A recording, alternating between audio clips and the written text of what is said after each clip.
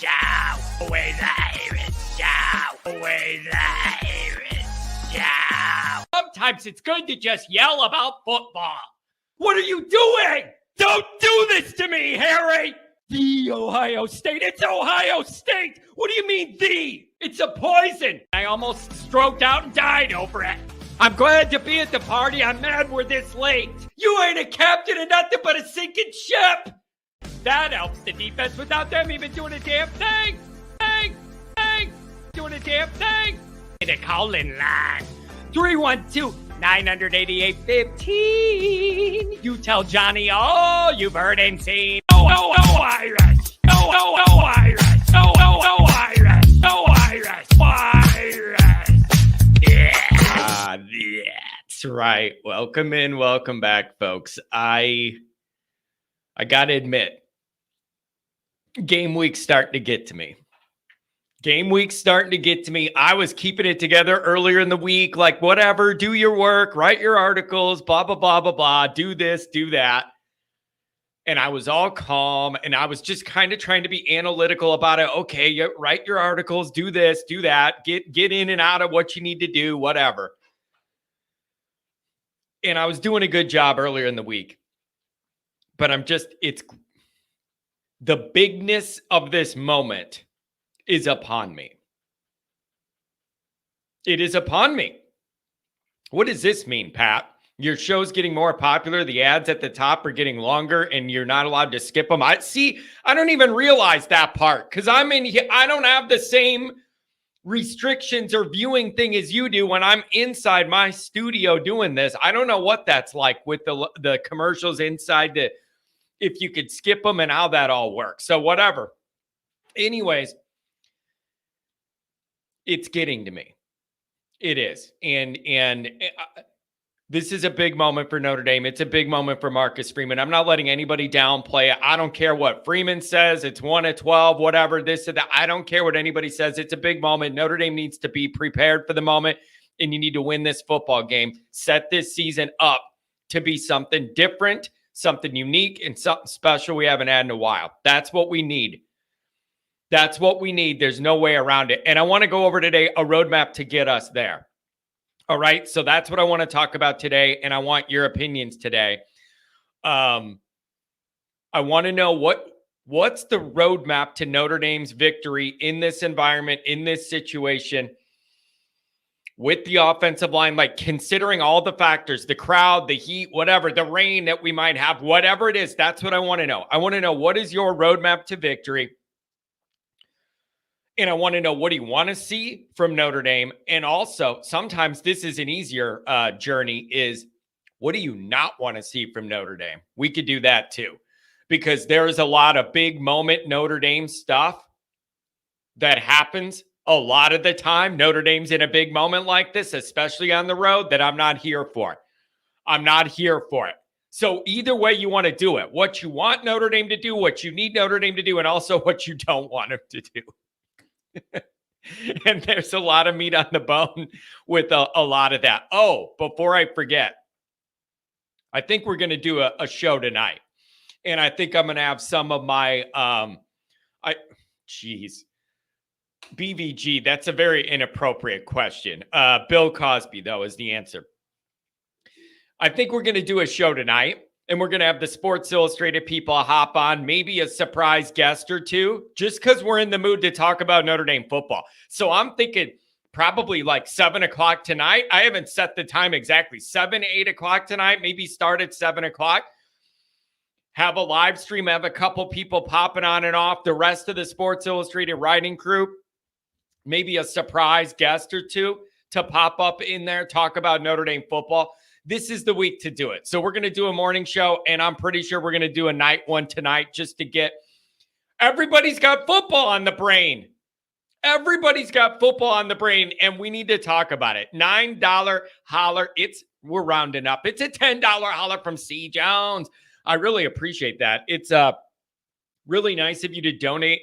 It's always nice of people to donate, but when you donate, you don't even have a comment to go with it. It's really nice. Like, feel free to say something. Like, you could be mean, you could do whatever you want to do. It's just, it always cracks me up how generous people are. You don't even have a comment. It's just great. It's great. V1 Rotate $10 holler. Florida State lost, but they're still a really, really good team. But if ND loses to A&M, they're screwed because there's only one other the only other quality team left is Florida State, and they suck. Okay, it makes sense. Listen, it's a little weird. It's a little weird. I don't know what to make of it, okay? If Florida State's going to end up being a lot better and they just sleptwalk through week one, I don't know about that. And I also don't know the reality of how far Georgia Tech could take this. That's the other argument is like, okay, well, what if Florida State is not that good this year, but then Georgia Tech is, and they're both on the schedule, so that kind of balances out. You lost one, you gain one. My argument is, I don't know if I can trust Georgia Tech to run that out all year of having that Florida State victory respect and run that out all year or until we play them. And then it'd be a big game if they did run that out. I just don't know. And I don't know if they're going to get – it just throws everything off kilter here. And you better win this game for a lot of different reasons. What are your big games then? Louisville and Georgia Tech? If it's not going to be Florida State, and if we think – USC's going to have like 3 or 4 losses by the time we play them. What's your big game then? Louisville and Georgia Tech? Come on. So, I don't know. Terry, I saw some of their live stream last night. I jumped on there when they had the big live stream and they were breaking on the position groups. I did see that. Anyways, I don't know. But Notre Dame's got to worry about, before you worry about strength of schedule and who's going to do this or that, you just got to go win this football game. Pat's going to disagree. I do not care what it looks pretty. I don't care if it's ugly. You just need to win this football game. And the other big reason I'm saying this is, no, I don't even have Netflix. Am I like an old guy? I've never had a need for Netflix. I don't have Netflix. Am I the only one? Everybody was watching the Connor Stallions thing. And the last thing I'm doing is watching something that puts $1 in that guy's pocket, by the way. So even if I had Netflix, I'm not watching it because I'm not giving that guy $1 or any more attention he doesn't deserve. And I don't understand this either. Apparently, all the Ohio State people are saying Michigan's getting really nailed on their cheating thing or whatever, and they get the notice of allegations and it's really bad, but nothing's leaked officially, and now they get 90 days to respond, the whole season, basically? Explain this to me. How come the Ohio State sites are all leaking? This is going to be awful for Michigan. They're going to have to vacate all this stuff and everything. But it's not come out officially what those punishments are. And then once they delivered that news to Michigan, they get 90 days to respond. And then so what? Nothing happens all season now? Michigan just gets to keep going like everything's fine for 90 plus days? When does justice come? That's what I want to know. When does justice come to breakfast for them? When? I want to know. 90 days? Are you outside your mind? The season's over. 90 days? Unbelievable. Unbelievable. All right, phone calls. We're going to get to you. Dr. John's going to come up first. He said he may have a phone issue. We're going to figure out the hard way. We're going to see if we're good to go or not. So we'll get into that. Let me get through my introduction.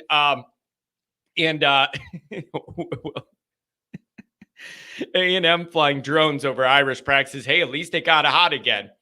It was actually hotter in the South Bend in the Chicago area yesterday than it was down there. So good for them. And listen, Marcus Freeman said this team's going to be ready to go.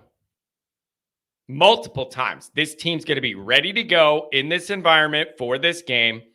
Everybody reporting from practice yesterday said that the music was blasting. It was so loud over there, whatever. You better be ready. I'm taking it by his word. Those boys better be ready to play. And there's just no way around it. There's absolutely no way around it. You better be ready. Look at this. $50 holler from my lawyer. Man, that goes right to the phone lines. I really do appreciate it, you guys. Johnny ain't buying caviar over here with your donations. It all comes right to it just goes right to the streaming program and the phone line. So obviously, thanks for being here. You can find the program on YouTube. Do it, subscribe. Give the video a thumbs up. That helps Johnny out as well. Notifications on that way you don't miss nothing. Twitter, search bar, always Irish rat, always Irish Inc. Emails, always IrishND@gmail.com.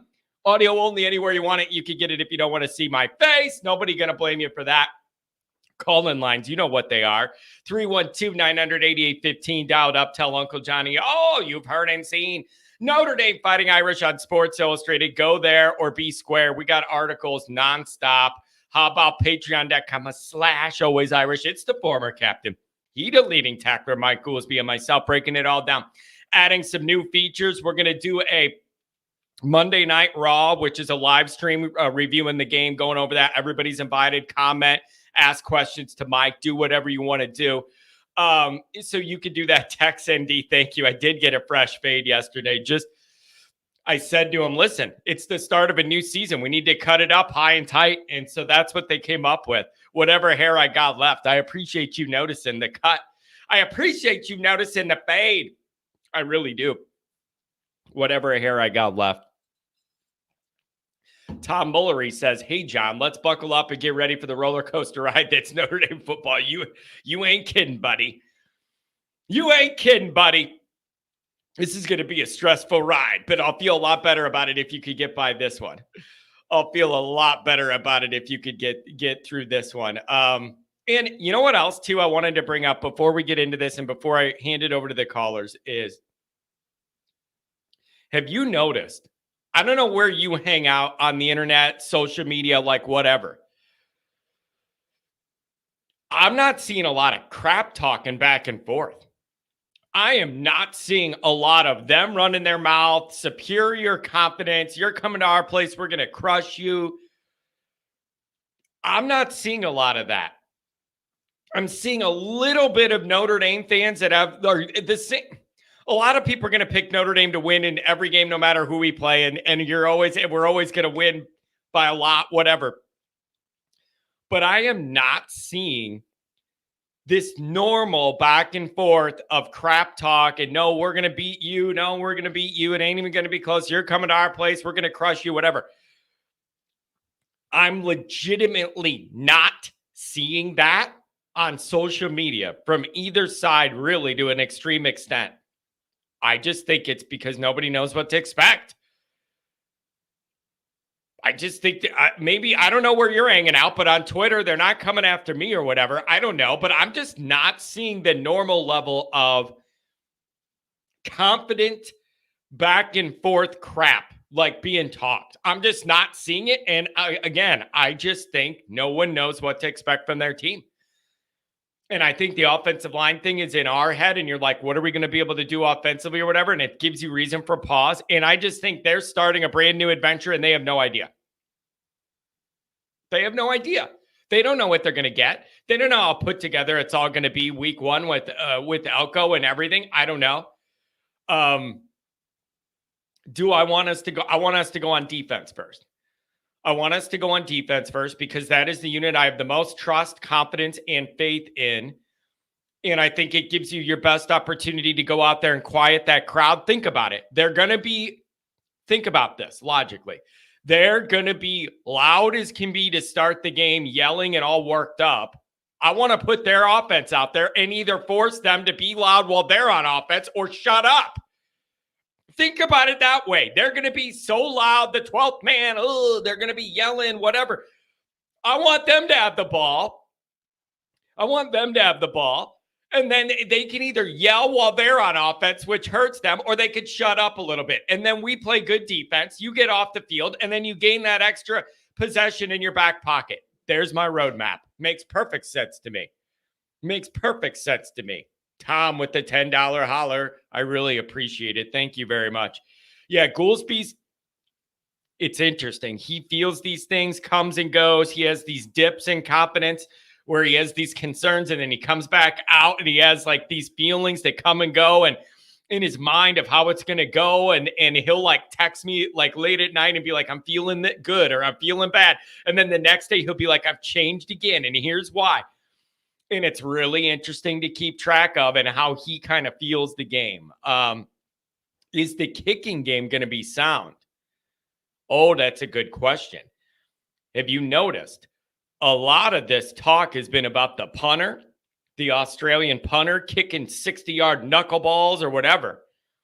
What about the field goal kicking? I have not heard that much about it.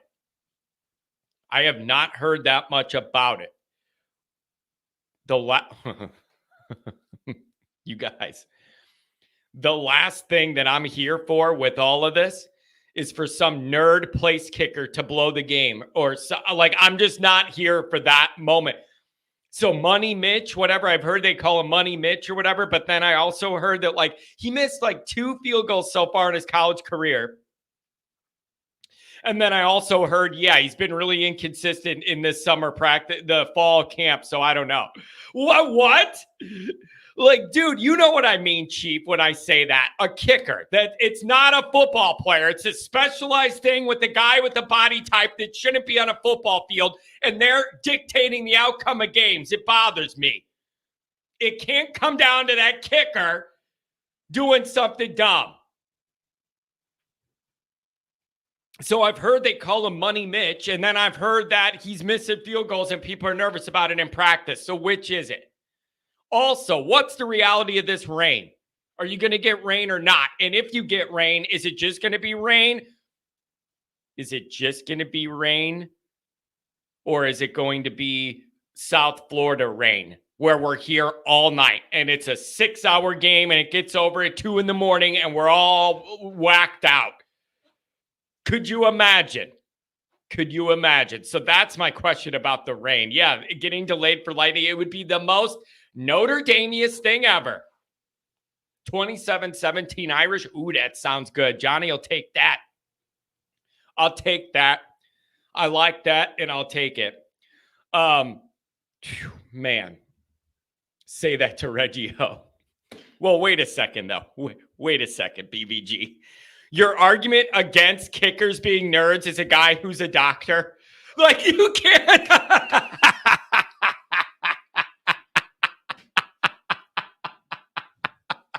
You walked right into that one. You played against yourself. The example you're giving is a guy who's literally a doctor, a brain surgeon. Come on. You walked right into that one. Oh, man. I didn't expect to have so much defense of the place kickers here. But your example of that is literally a guy who ended up being a surgeon. So...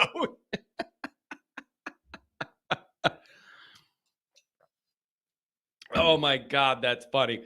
Oh, boy. All right. Let's do the first batch of calls, and then I'm going to see where you guys want to take it. And then we'll go back to some of my notes, and we'll see where we're at here. I'm going to more steadfast than ever, holding on to the concept here that this is a big, big moment for Marcus Freeman, way bigger than it is for A&M. I don't care what the point spread says, home or visitors or whatever. I don't care what any of those circumstances are. It is not. No one's going to talk me off this point. No one. People are trying to, and it ain't going to work. It is perfectly fair and reasonable and logical to say, I expect Marcus Freeman to be further along in his program's development and the output you're going to get on the field in year 3, game 1, than a guy in year 1, game 1. I believe it is 100% fair to expect more out of Freeman and his team than it is Elco in this situation. If you are entering year 3, game 1, and you're not more put together than this team in year 1, game 1, you have problems. Maybe it's recruiting and it's just talent. Maybe it's coaching. Maybe it's development. Maybe it's motivation and you're not motivating your guys correct. I don't know what the problems are yet because I haven't seen the game or if it went wrong. But if it does, you have problems. This is not, oh, Elco's a good coach, blah, blah, blah. Yeah, we all know that. But you know what this is not? This is not DeBoer taking over Alabama after Saban. This is not that. This is not the same thing. This is not the same thing. So I'm not letting anybody act like this is a situation where like it's Alabama and the guys in there and you're going up against all that Alabama infrastructure that's so reliable and all that. This isn't that. And I'm not letting anybody act or talk like it is. It is perfectly fair to expect more out of Freeman in this moment than on the other side. I don't care that it's at home. I don't care that it's hot or at their home. I don't care that it's hot. I don't care that they have SEC players on the defensive front. I don't care about any of that. It is year 3, and you need to be ready to go. This is not the Alabama program that Elco's taking over. It's a 7-6 team that's restructuring a lot of stuff. A lot of transfers, a lot of moving parts, a lot of instability.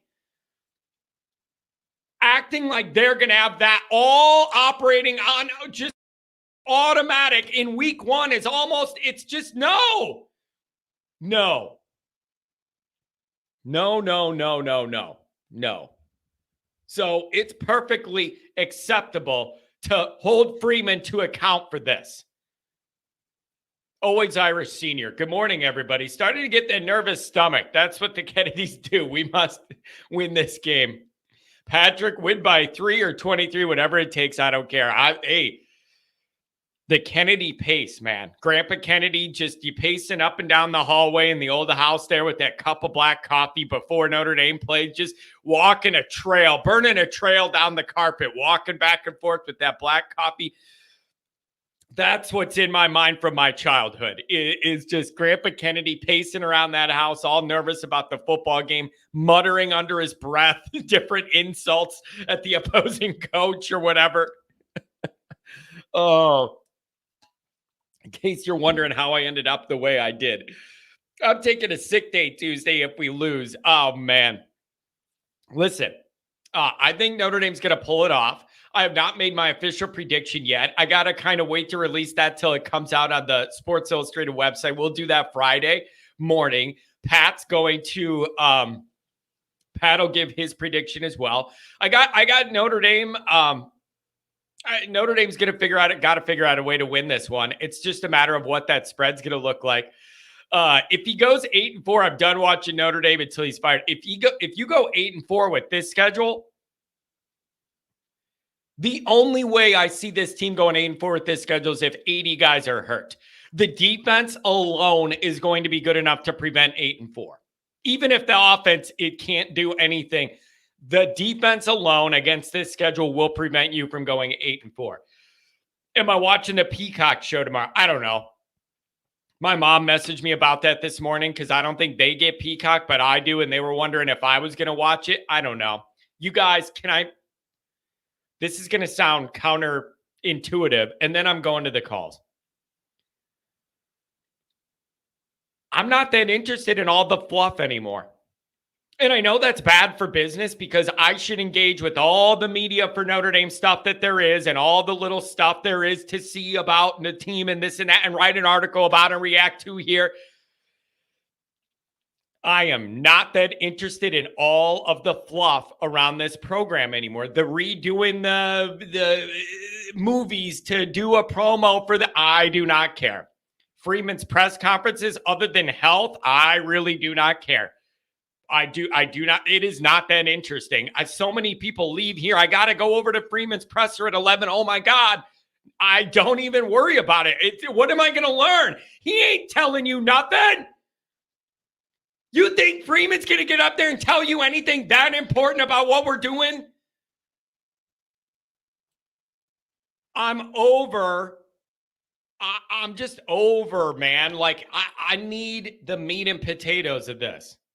Pat's saying you are the fluff. I don't think I am, Pat. I mean, like, everybody's if I'm the fluff, I'd be getting a lot more views because everybody seems to like the fluff. I'm just telling you, I'm done with the movie parodies or whatever. Can you have 11 guys on the field? Like, I'm at that level with this where I'm stressed out. I'm done with that kind of stuff. I'm done with the cute stuff. Press conferences, other than health updates, who's available and who's not, that's about the extent of what you get. I'm sorry. I can't sit there. That's different, Pat. That's totally different. I cannot sit there. Oh my gosh, I'm on the edge of my seat. What's Freeman going to say in the presser? Oh my gosh. No. Other than health, who can play and who can't. That's about all you're going to get out of a press conference. Softball questions, it's just not that interesting to me. I get why it's covered like it is. It's just not that interesting to me. And all the cute stuff we're doing or whatever, win football games. Win football games. I'm just not in the mood. And then when the recruiting turned away from us the last part of the summer, it just increased my lack of appetite for all the fluff when you're struggling with the nuts and bolts of what you need to do. The last thing I'm in the mood for when you're about to lose your quarterback and your best defensive guy flipped to Michigan and all this stuff and you can't get any wide receivers is see a movie parody releasing some jersey or something. I don't care. Be better at the stuff that matters. And then we'll do the fun stuff. Am I being a jerk? I'm sorry. You need to be really good at the stuff that matters the most, then do all the fun crap on top of it. I'm sorry to be this way, but I'm just about at my fill of all the stuff that doesn't move the needle and doesn't matter. Be better at the stuff that matters. Then we can have fun with all the other crap.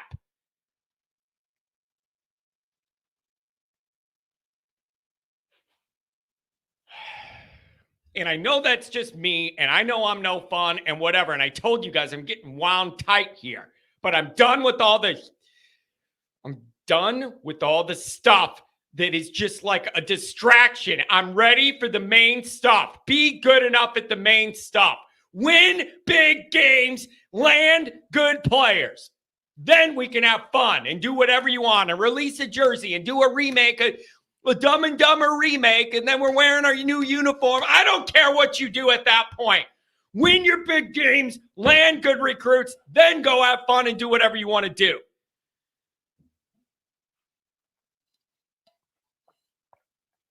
And I understand some people are going to say, John, that's not the right attitude because, you got to have fun with stuff because it helps promote and it's all a part of the branding. And that does kind of help recruiting when you do the fun and all that. Yeah, I get it. I'm just not in the mood. Okay, how about that? I get it. I understand it. I'm just not in the damn mood for it. How about that as an answer? I totally get it. I totally understand it. I'm just not in the mood. Be good at the main stuff.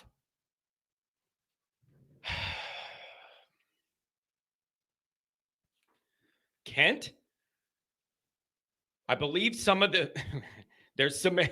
think the stress is getting to me here. I'm sorry, but I just can't. Oh my God, it's 11 o'clock. I got to go see what Freeman's saying. Like he's going to give me the game plan for A&M. For what? The media to ask another softball question? Oh, Marcus, biggest game of your tenure, year 3, game 1. What are we talking about today? Oh, I know. How do you like the new video game? Wow, hard-hitting media. I'm glad I tuned in for that one. Asking the big questions, the ones everybody's wondering in front of this year 3 ultra-important game. And the question is, what do you think about the video game? Awesome, bro. That is just mind-bending journalism. Mind-bending journalism.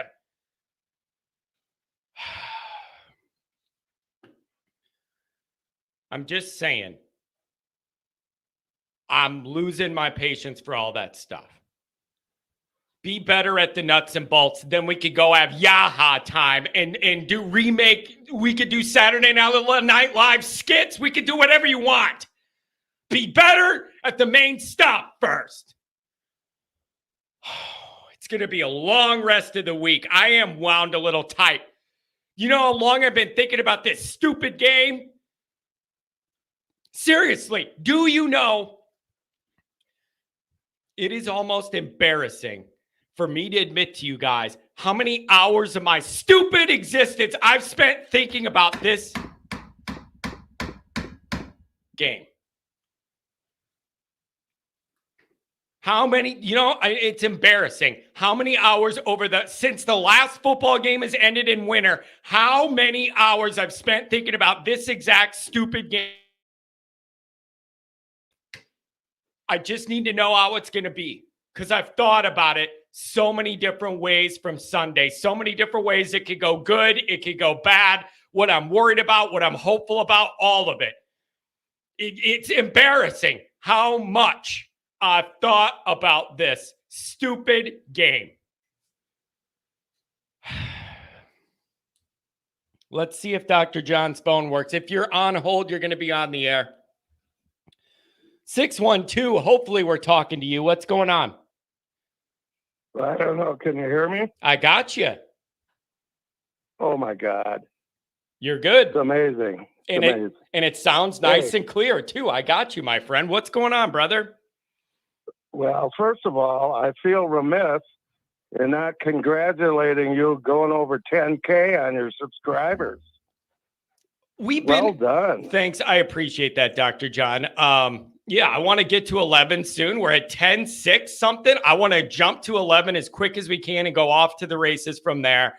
I love this community. There you go. Doc, I love this community, man. I just love this community.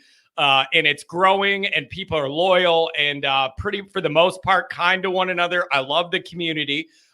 People want to know, and so do I, how's the thumb, the surgery? You healing? You feeling good? What's the deal? Yeah, it's looking good. I'm wearing a regular golf glove again. I had one where I cut the thumb out so I could get into it, Well, that's good. Just make sure your thumb wasn't in it when you did that. Good job there. Yeah, I'm good. That'd be a different problem. Hey, I'm glad you're back at it. Hey, I got a couple of presser comments. Okay.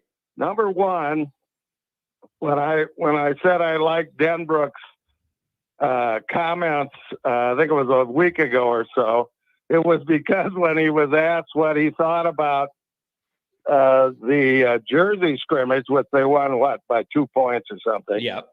And he started to answer it in the political correct way, and then he just said, "No, I didn't like it." Yeah. It's good. He had a little bit of honesty right there. But the other comment is, John, I think these coaches hate to do pressers. I just think they hate it. I think they do too, because they know that they're limited in what they can say, and they're instructed on what to avoid. And there's certain narratives they don't want to go down, and there's certain facts they don't want to reveal, and they don't really want to lie, but they also can't really tell the truth about a lot of things. And I just don't like the tiptoeing and the dancing all around it. And then the media's got to also play that game. And I have one foot in that room and one out of it. So it's kind of awkward for me, but I understand their job and they're put in a weird place. It's all this performative exercise that I just find a little tiresome because I just don't get that much meat out of it. So it's just kind of frustrating. And I'm just wound tight. I need football and I need to know how this is going to go. I'm sick of thinking about it a million different ways. And I want to know the realities of what this team's going to be. Yeah. Yeah. And when they get up there, it's just like, you can see it on their faces. I can't wait to get the hell out of here. Yeah. And I think that goes for most of them. There's a couple guys that really like doing them. I don't know, but for the most part, I think they're looking to reveal as little as possible, get in and out of there without having their PR lady pull them aside and go, "Oh, you shouldn't have said this. Now we got to clean this up," or whatever. So I don't know.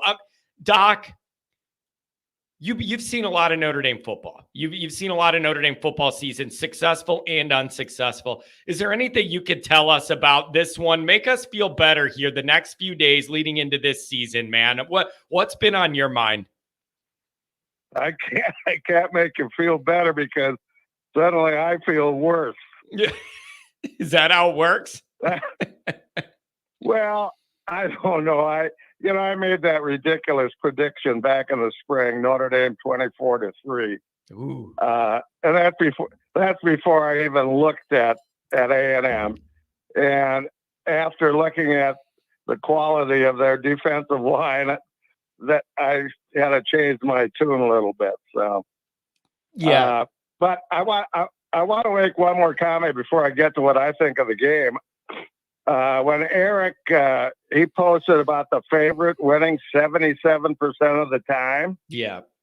That had to be overall, because I went back in and looked at 3-point spread, and the favorite only wins 56% of the time.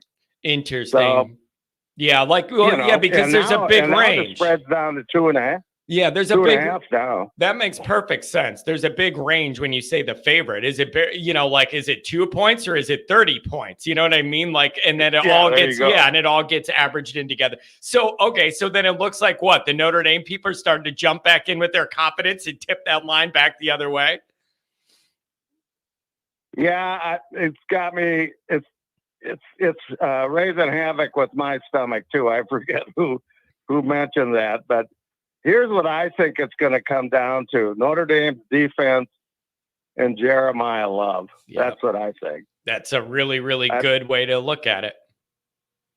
I don't know. Leonard may make the difference, but I think they've got to control the line of scrimmage and let him ramble. So yeah. And then Doc, I'm with you. Yeah.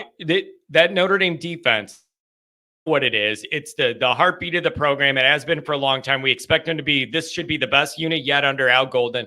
They need to play like it, because I am not sure, none of us are quite sure what you're going to get out of Notre Dame offensively. And therefore, I need the defense. I need to be able to rely on something, and it might have to be that defense. And so, yeah, I'm expecting great things from them, and it's a good deep unit, and I expect them to play that way. Yeah, they've got to play up to their press clippings, and I think we need to get pleasantly surprised by our offensive line. We need that. Yeah.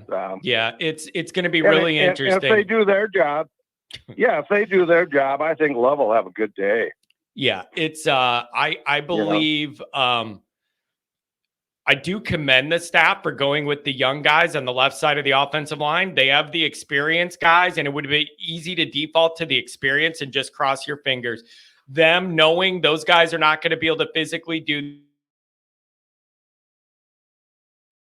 experience, and I applaud them for doing that. Like, these guys are inexperienced, but they're more physically gifted, and I applaud them giving it a shot. And you got to try and be smart and protect what you can. Well, I don't know if it's a gutsy thing. What I hope it is a correct analysis of the talent. Yeah, I mean, obvious, but Doc, it's got to be, because you have experienced guys there. One at tackle that got passed up, and two at left guard that got passed up, that have experience. They must have not been able to keep up with our defensive front at all. And then the staff's going, if you can't do that against us, you're not going to do it against them. I don't know any other way to analyze this situation. I don't know what to say about that. Me neither. They must have not liked what they saw from those guys that are older, and they're going to roll with the younger guys, and we'll see what we could do. But I don't know, man. But this is going to be this could go so many different ways. Everybody's just my brain's spinning. I just don't know what we're going to get. You know, this next thing is a boring thing, but I haven't heard anything about the punter. I mean, what have you heard from fall practice. I have heard that he boots it a long way when he gets one, and it has a very odd spin that could make somebody fumble because it's a rugby style knuckler little weird spin that isn't American, is what I've been told. And if he boots one, it goes a long way, and it's got a weird spin. That's what I've heard. Okay. I just hope he doesn't have to run with it and then decides to pitch it back and nobody's there. Yeah. And it going back to his roots. But if he does run it, I hope he runs somebody over. So, and I'm more worried about the place kicking. I want that. I need to make sure our field goals are made and there are no mistakes there. If it does rain, that's going to be a totally different dynamic. So I don't know, Doc, but we're going to have fun the rest of the week here, and we're going to ride this out together. And whether it's good or bad, we're all going to be here Saturday night together, and we'll see what the vibe's going to be. I have no idea what to expect. Well, if the weather report holds, I don't think we're going to have to worry about rain. It said thunderstorm in the afternoon and less than a 1/10 inch. So. Yeah. Well, people, if that holds, people keep. Did you say you're doing a show tonight? I think we're going to pull the Sports Illustrated crew together and put something together tonight, just to do it for fun for a while, because it's all we're thinking about. So we may as well go live and do it for the week one. All right, partner. Okay, go Irish. Yeah, go Irish. Get out there to the golf course. 5:30 here, so. Get out there for the golf course and forget all about football. Go play some golf. All right, buddy? I am playing Friday. You have a good show, Good. Bud. Have a good one. Good to hear from him. I'm glad that his phone worked. Everybody on hold, we're going to get to you. We have a bunch of calls today, so let's just keep rolling with them. And if we could just keep our thoughts kind of tight so we can move through these and get as many people in as possible. There's a lot of people here. Let's run through them. 703, you're talking to me. It's been a while. What's up, buddy? 703, you should be talking to me. John? Yo. Can you hear me? I got you now. What's up, buddy? Sorry, I had my AirPods on. They obviously don't work, I guess. That's okay. I'm great. I'm ready for the game Saturday. Hey, thanks for giving me a call, man. It looks like we touched base. Oh, roo, roo. The dog days of summer are gone. Roo, roo, roo. Yeah, as soon as I get on the phone, they're ready for this game too. I'm telling you, man. Looks like the last time we talked was around spring ball time. I'd love to know what you're thinking about this game. What are your keys? What are you thinking about the most? Will the O-line be able to hold up? Is the defense as good as advertised? What do you think? I think our defense is going to be fine. I think they're being underestimated by everybody else. Everybody's focusing on Texas A&M's defense. We got. Oh! You guys, hey, I'm gonna drop that. Do you live in a zoo? Sorry about that. No, I'm home today, and I got everybody They're doing a back lawn service out front, so my dogs are just letting me know what's going on. Well, that's good. It's good to know that they're alert.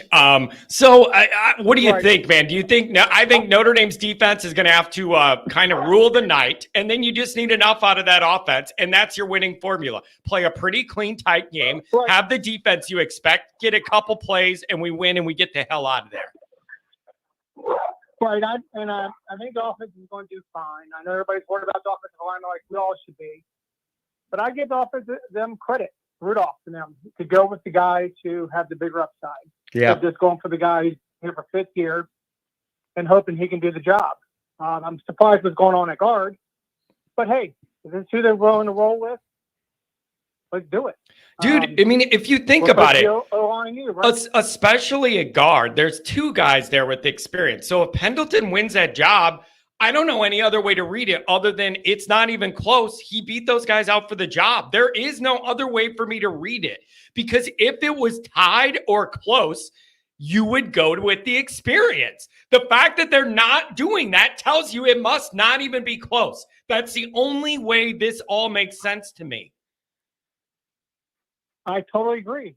Teresa, I'm comfortable in it. I think we just have to get through the first quarter. Like you said, I want to be on defense first, because I want to set the tone. Hopefully we can win the coin toss and do that. And I think we're going to win 31-17 or 31-13. Ooh.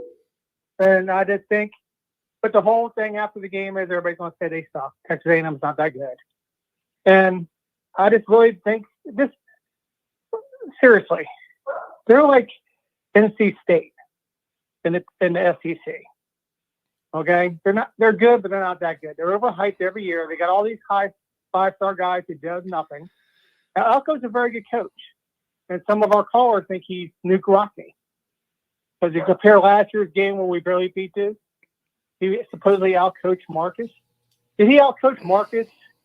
Or did he outcoach our offensive coordinator, who was the guy who should never got the job, but we had to give it to him because the administration didn't give us the guy we wanted, Marcus wanted.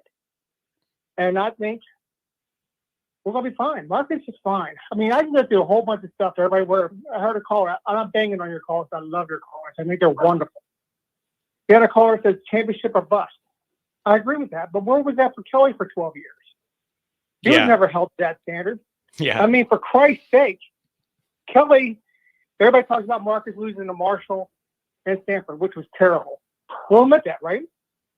We lost to, last year we lost to Louisville. We're winning in the third quarter to Tyree dropped the touchdown pass. And that game fell apart after that. We should have won the Clemson game. That's true. But let's talk about some of the losses Kelly had, who had 7 years of head coaching experience when he got here. First year, he loses to Navy. He lost to Navy twice, by the way, when he's here. He lost to Tulsa on an interception when we're in field goal range to get used to it. We lost to South Florida. We lost to a 7-6 Pittsburgh team in 2013. We lost to Northwestern at home, who was 5-7. We lost to Louisville at home. We lost to a Michigan State 3-9 team at home. We lost to Duke, who was 4-8. We lost to NC State in the monsoon because he wanted to pass the goddamn ball every play. We lost to Virginia Tech at home. We lost to Texas by giving up 50 points to them, who lost 7 games that year. He was 5-6 against Stanford. Never beat a good USC team at USC. Never beat a good Stanford team at Stanford. And never beat Michigan on the road. His best win on the road was Oklahoma, who lost 3 games. And best bowl game win were against LSU twice, who was a 5-loss LSU team and a 4-loss. So what are you saying? You saying everybody needs to back off? You saying everybody needs to back off, Marcus? Things are going to be fine? Is that the angle? Well, yeah. This year he's going to be fine. He's going to make the playoffs. He's probably going to win 2 games. We're going to win the first game at home, and we're going to win the next game because we will be against a Big 12 team or somebody like that. Yeah, let's see what happens in the third year. And everybody talks about recruiting, John. In 16 years, counting 12 with Kelly and 4 with Marcus. Kelly has the number 1 class out of the whole bunch in 2013. Guess who has the number 2, 3, and 4 class? Marcus. People don't see it. You're going to see it this year because you're going to see a lot of the players he's playing this year are his guys now. Yeah. So, okay. We have. So how big of a deal is this to you in year 3, game 1? What are your expectations of Marcus? I don't want to say it's a must win, but I'll be darned if it doesn't feel like it. What are your thoughts about this? What is the pressure level on Marcus entering this game, in your opinion? What should the pressure level be? What's the appropriate level? It should be on Marcus because this is his 3rd year. These are his guys. If he loses this game, it's inexcusable. Just like it's inexcusable when Kelly in his 7th year went 4-8. It's inexcusable when Kelly was here his 5th year went 8-5. You know, Kelly went 8-5 in his first 2 years. The recruiting classes before that was number 5, 7, 2, and 15. That 2012 team was all his players, majority of them. And don't forget all those years where we lost to Michigan in 2011 and 2013. Those Michigan teams lost 6 games. And I heard one of your callers say, he was a very good caller, in 2012 when we beat Oklahoma. He said we beat a good USC team, had 6 losses with their backup quarterback. We won 22-13. It's not like Kelly barnstormed through these things. He should have lost to Toledo. The guy would have took the goddamn knee at the 1-yard line instead of running it in. You know how different that season was? You know how they killed Marcus on the 10-player thing? Yeah. Perfectly, you could kill him. But people forget in 2012 when we played Pittsburgh, when the guy missed a field goal for us to lose, we had 2 guys with the same numbers on the field. If that happened, if they would have caught that, we would have lost that game. We would have never made it. Oh man, that's such a specific thing to hold on to. I kind of like how petty you're being with the Kelly stuff right now. Well, I got one more for you. What was it? Oh, man. man. One of your other callers, who's a great caller. He's a great caller. I'm not criticizing him. He always says we're one play away from going 8-4 last year because of the Duke game, right? Yeah. Okay, I can play that game. We could have won 10 games if Brown catches the ball against Ohio State. I mean, we could do that the whole day. We could do it the whole year. We could pick every play. Yeah. But everybody, Notre Dame fans, what kills me and irritates the F out of me, they always want to focus on the negative. Dude, can you see the light? I know we're not getting the 5-star recruits we want, but if you do what we're supposed to do this year, they're going to start to come. Right now, we're in the conversation with them. With Kelly, we were never in the conversation because we were shopping down the 3-star aisle. At least Marcus is trying to get there. And if it wasn't for NIL, we would have got a lot of these guys. So everybody let's see what Marcus does this year. Okay? Let's see what he does. And when he goes 11-1, or we win 13 games this year, I don't want to hear anything about anything else. Man, I just like all the receipts. I just love the receipts you have, and you remember all the details. Like, I just think it's just funny to me, the intimate details you remember about all of these years and all the little stuff, man. Like, I love it. And so, do you have a prediction? How do you think this is going to go? The season or the game? Either one. Well, season, like I said, we're going to have a home playoff game. If we don't, then we need to have the conversation about Marcus. I'm willing to have that one. I think we're going to win 13 games minimum, but we're going to make the Final Four. Ooh. I don't know who we're playing then. Wow. And we're going to win 31-13, 31-17. Oh, I like it. I know maybe I'm drinking the Kool-Aid, but you know what? This is his third year. These are his guys. And recruiting-wise, people haven't been paying attention because everybody's caught up in the receiver room. You want another receipt about Kelly? About his receivers? He recruited 35 receivers in this time. 13 were even part-time contributors or good players. In his last 3 recruiting classes, 19, 20, and 21, he was 0 for 2 in 19, 0 for 3. These guys who never really played. In 2021, he won 1-1. One transferred Styles. Colsey's a backup. And Jaden Thomas is a part-time starter. Those are the receivers he left us when he left. And Marcus got Tobias Medaware, the only one we could bring in that class. So it ain't like he left us in all these great plethora of receivers. And also, you remember how you talked about the offensive line, how we only had 2 guys? That's 2020. That was his guy. Carmody left, and the other guy, the 5th-year backup, Baker. That was a huge miss that he left us with. Because people don't realize it. So we won because those schedules when Kelly was at the end were soft as butter. 2021 was the softest goddamn schedule they had, and he almost lost to Toledo. Gave up 38 points to Florida State in the opener, and they lost to Cincinnati. I know they made the playoffs, but Cincinnati wasn't that good. And that was a shit show. That team was not ready to play that day. Man, I just I didn't expect the Kelly vitriol to come out like this. I kind of enjoy it a little bit, man. Anything else on the way out? You got our prediction. You sideswiped Kelly. Anything on the way out? No, I'm going to enjoy. I don't know. I'm not going to enjoy Sunday. I'm hoping somehow USC can pull it out of their ass Sunday night. Yeah. But I'm not counting on it. Like I said, Kelly's not a bad coach. But if everybody wants to build a goddamn statue of this guy, and everybody says championship or plus, when did he get us there? Okay, he had 3 8-5 seasons. One of it was in his 5th goddamn year, and he was 4-8 in the 7th year. Come on. Yeah, it's you don't do that in your 7th year. You don't do that in your 7th year. And that schedule was weak. You lose to Duke.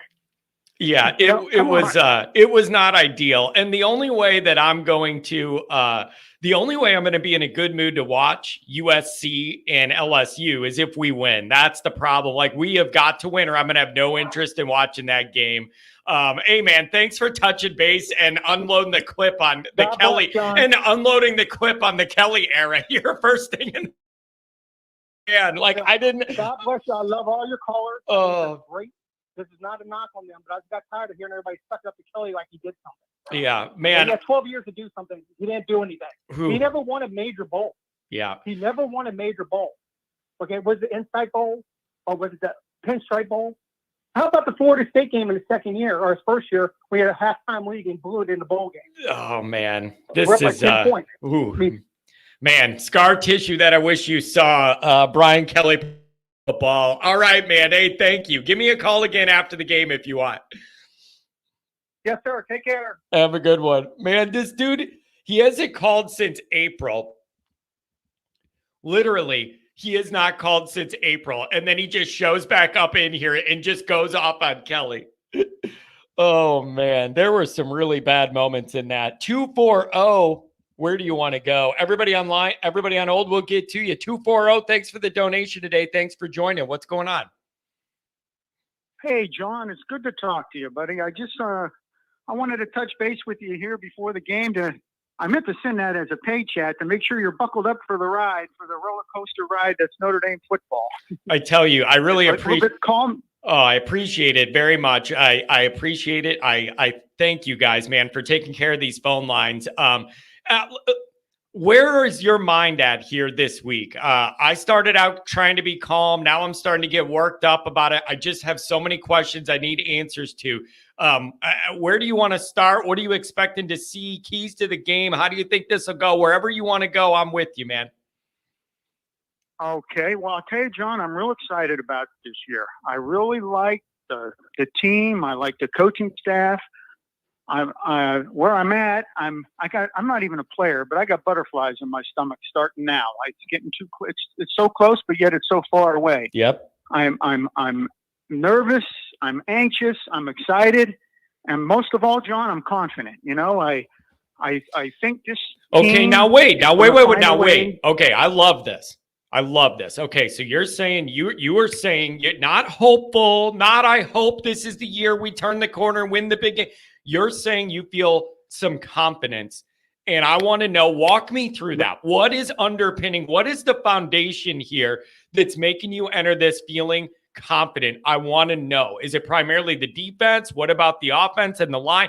Walk me through where your confidence is rooted from and coming from. I'm confident that we've been kind of knocking on the door for years, a little bit at a time, like baby steps. Freeman's been taking over the time. I'm confident in Al Golden. I like a coach that the system has been in place, So the defense, I'm hoping, can set the tone early in that game. Let the defense, hopefully the offense don't make any mistakes. Let them get their feet wet, get them established, and the defense come out there and set the tone. Maybe that kicker will flip some field position with a booming punt, maybe get a turnover, and I'm just hoping Notre Dame's make their own momentum for that game. Something good happen early in that game, ride that momentum, and I don't think it's going to be a quick turnaround, but I think they can, like a slow, get a field goal here, like 3-0, 10-0, and maybe 10-6, and then 17-6, and then hopefully just keep pulling away. But I just like the recruiting, like what he's done over the past few years. Like we got the speed on the edges now. We got an offensive play caller, I think, that's going to use that speed. And like you say, I think they can make adjustments as the game goes on now, that we not just keep doing the same thing over. And I tried to have my boy look up the score last year when, I know it's different players, but when LSU played Texas A&M, I think he said it was like 42-30, but I know it's different play callers, but it gives a little feel how many points Denbrock put up on the board against A&M last year, Yeah. But I'm confident, John. I think this is, it's time, It's I just have. I'm with you. Year, it's definitely time. A way to lose these games. It's definitely time, and I'm confident in the defensive part of this for the most part. But walk me through this. This might be my biggest question. How do you think Notre Dame's going to overcome some of the liabilities on the offensive line? It is openly a concern, openly a worry. You have young and inexperienced guys on the left side going against a really aggressive, talented front. What gives you confidence we'll be able to navigate that? Not to be an elite offense week one, but to do enough to move the ball down the field, score enough points to have a reasonable offensive output in this game. How are we going to do that? Is it Denbrock scheming? Is it Riley Leonard and his legs? Is it Jeremiah Love? How are we going to get through that, which I perceive to be our biggest kind of problem going into the game? I think it's going to be a combination of everything you said there. I think Denbrock will be smart enough to make like the 10 things I listening to one of your podcasts or your reports there, 10 things that they could do to offset that. So I think that's going to be a combination of both. Maybe get the ball out quick, get the guys the ball in space, misdirection or something there. But the thing I like, everybody's talking about A&M's line, which I guess they're pretty good, but our defensive line is pretty good. Yep. And our O-line has been going against them in practice. I heard Kelly or Freeman say something about the other day. So these young, and they must have seen something. It's time now, John, to just let the coaches coach, let the players play, and let the fans complain, because we're gonna find out. They must have seen something in practice where these guys went over the depth chart and they're going to play. So they must have seen that physicality or something in practice. And then if it doesn't work out, hot night like that, you're probably going to maybe rotate them in and out, to see how it works. But then you have them older guys that could come in behind them. But I think like a combination of everything you said there, I think Denbrock will have a scheme planned up for. I'm worried about the crowd noise. Here's what I'm worried about: the offensive line. I can just see a 3rd and 1 turning into a 3rd and 6, the false start penalties. I don't know what they're doing to prepare for that, because the crowd noise.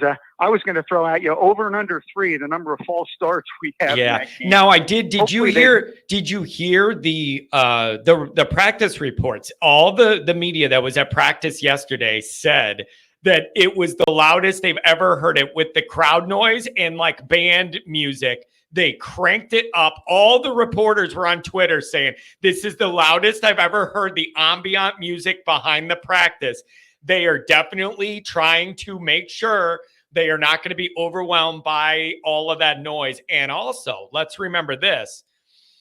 You're also going to have, this is the first year with the earpiece communication. And I also wonder about that part of this, how that works, where, it goes right into your earpiece and then it cuts off with 15 seconds left in the play clock. And I don't know, but they're trying to prepare for it. Okay. Because that's always been a problem. I know it irks me.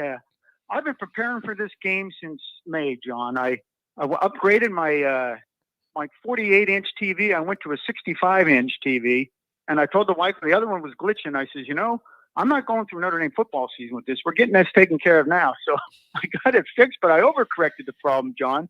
I got a 65-inch. I don't sit down for the game. Yeah. I stand right in front of that TV. Yep. And now I've overcorrected the problem, because that 65-incher, I got to almost go back out to my kitchen to back up. Yeah. Well, I thought you were going to say you messed up because you got a 65-incher, and if it goes wrong, there's going to be a big hole in the middle of it by the end of Saturday night.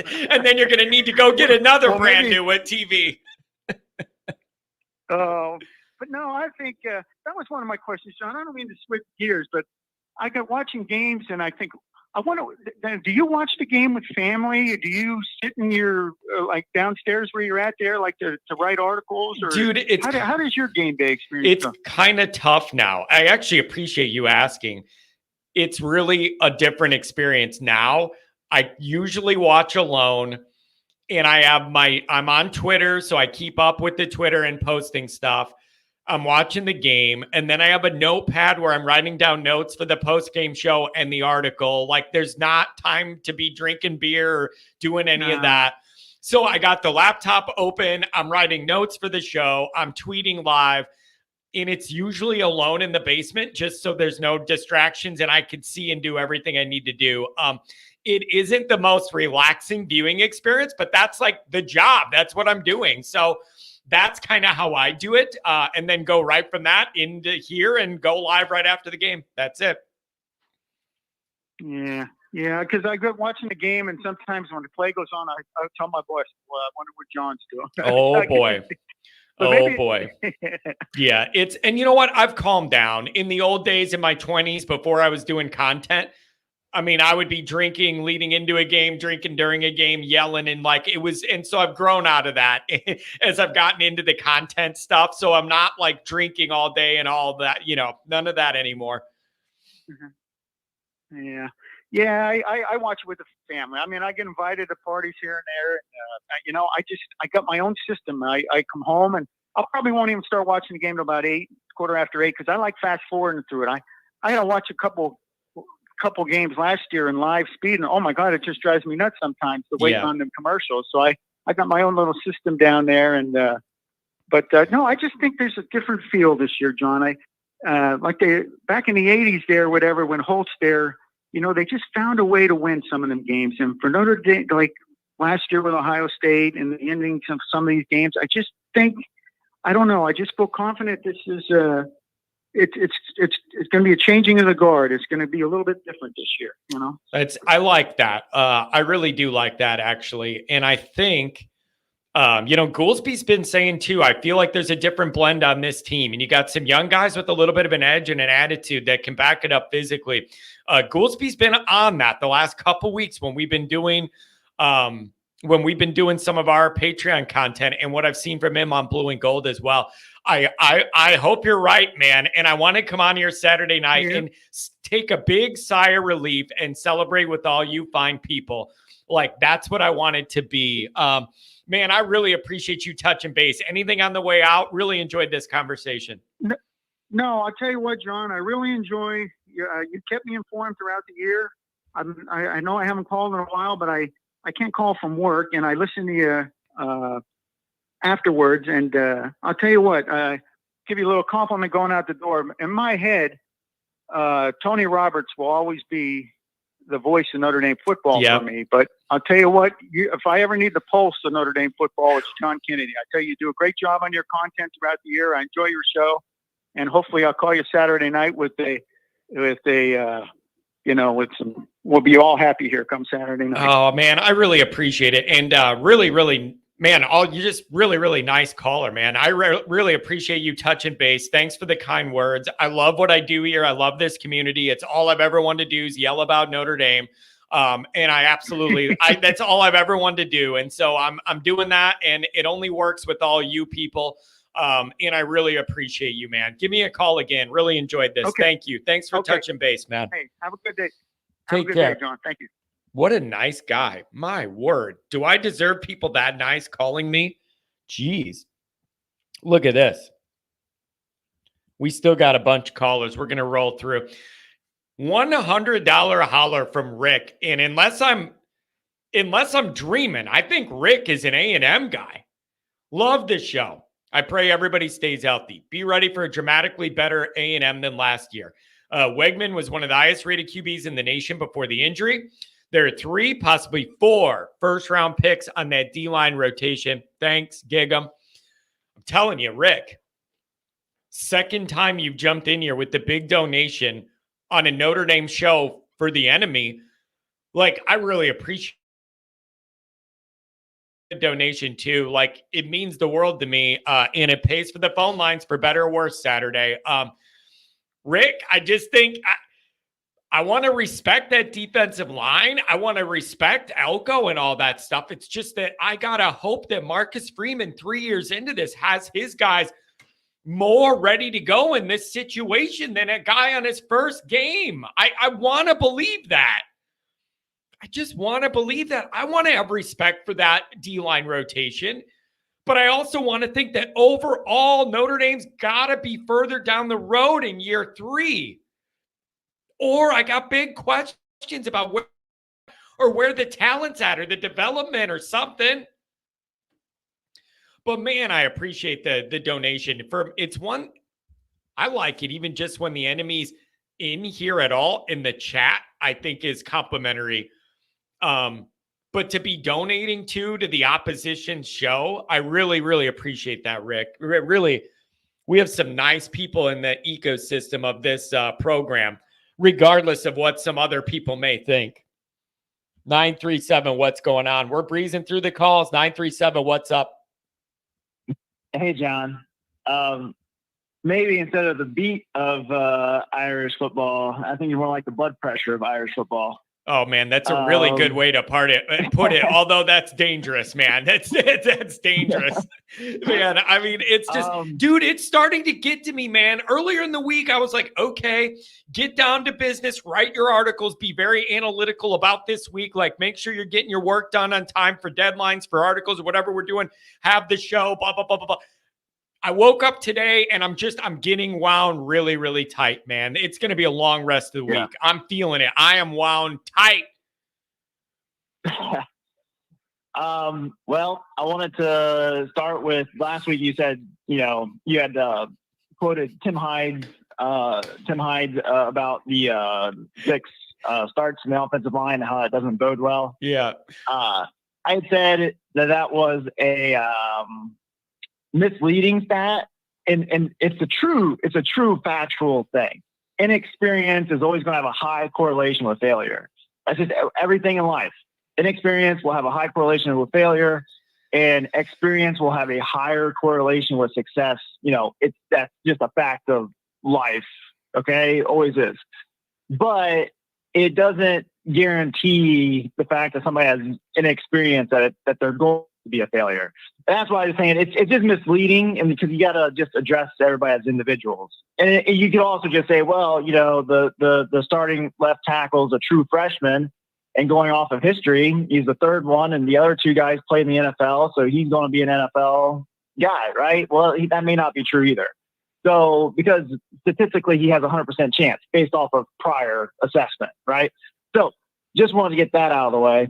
And that guard, Pendleton, he beat out 2 guards who have experience, but both of them had really bad PFF scores. Yeah. So, I think there it's like, well, he may not be great, but I imagine he's just better at blocking is kind of what's on there. Yeah. But I do want to say, I'm curious what you think.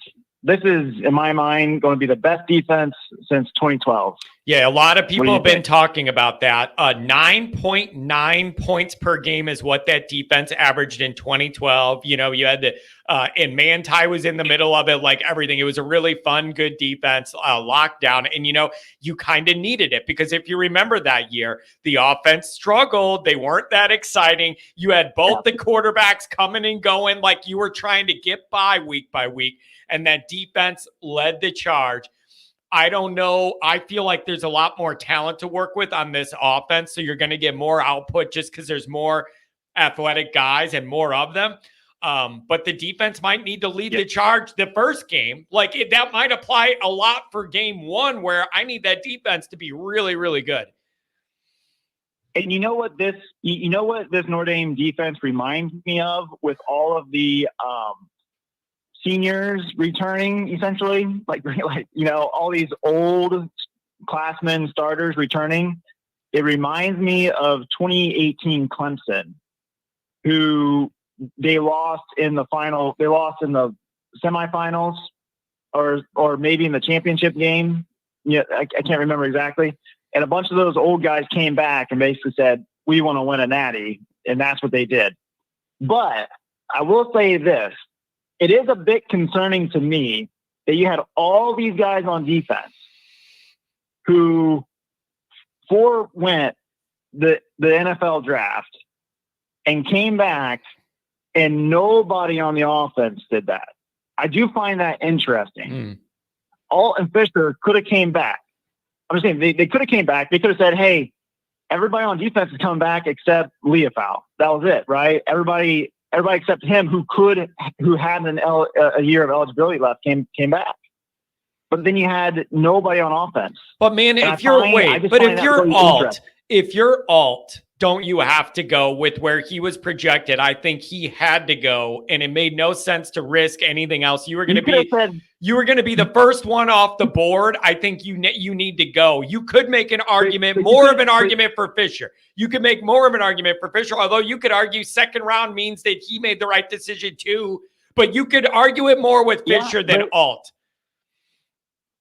But you could argue too, like Watt's not going to be the Nagurski winner again. he could have left on as high of a high as you can. That's a good point. Yeah, that's a good point. So I'm just saying, as far as that goes, I just find it interesting. I wonder if there's how much of that is positional, like what is valued and like valued by the NFL. Like, I feel like some of that is positional more or something like, but I do get what you're saying. And it's interesting. Gerard Parker effect. And I was going to say, that's the Gerard Parker effect. I was going to say, yeah, talk me through that.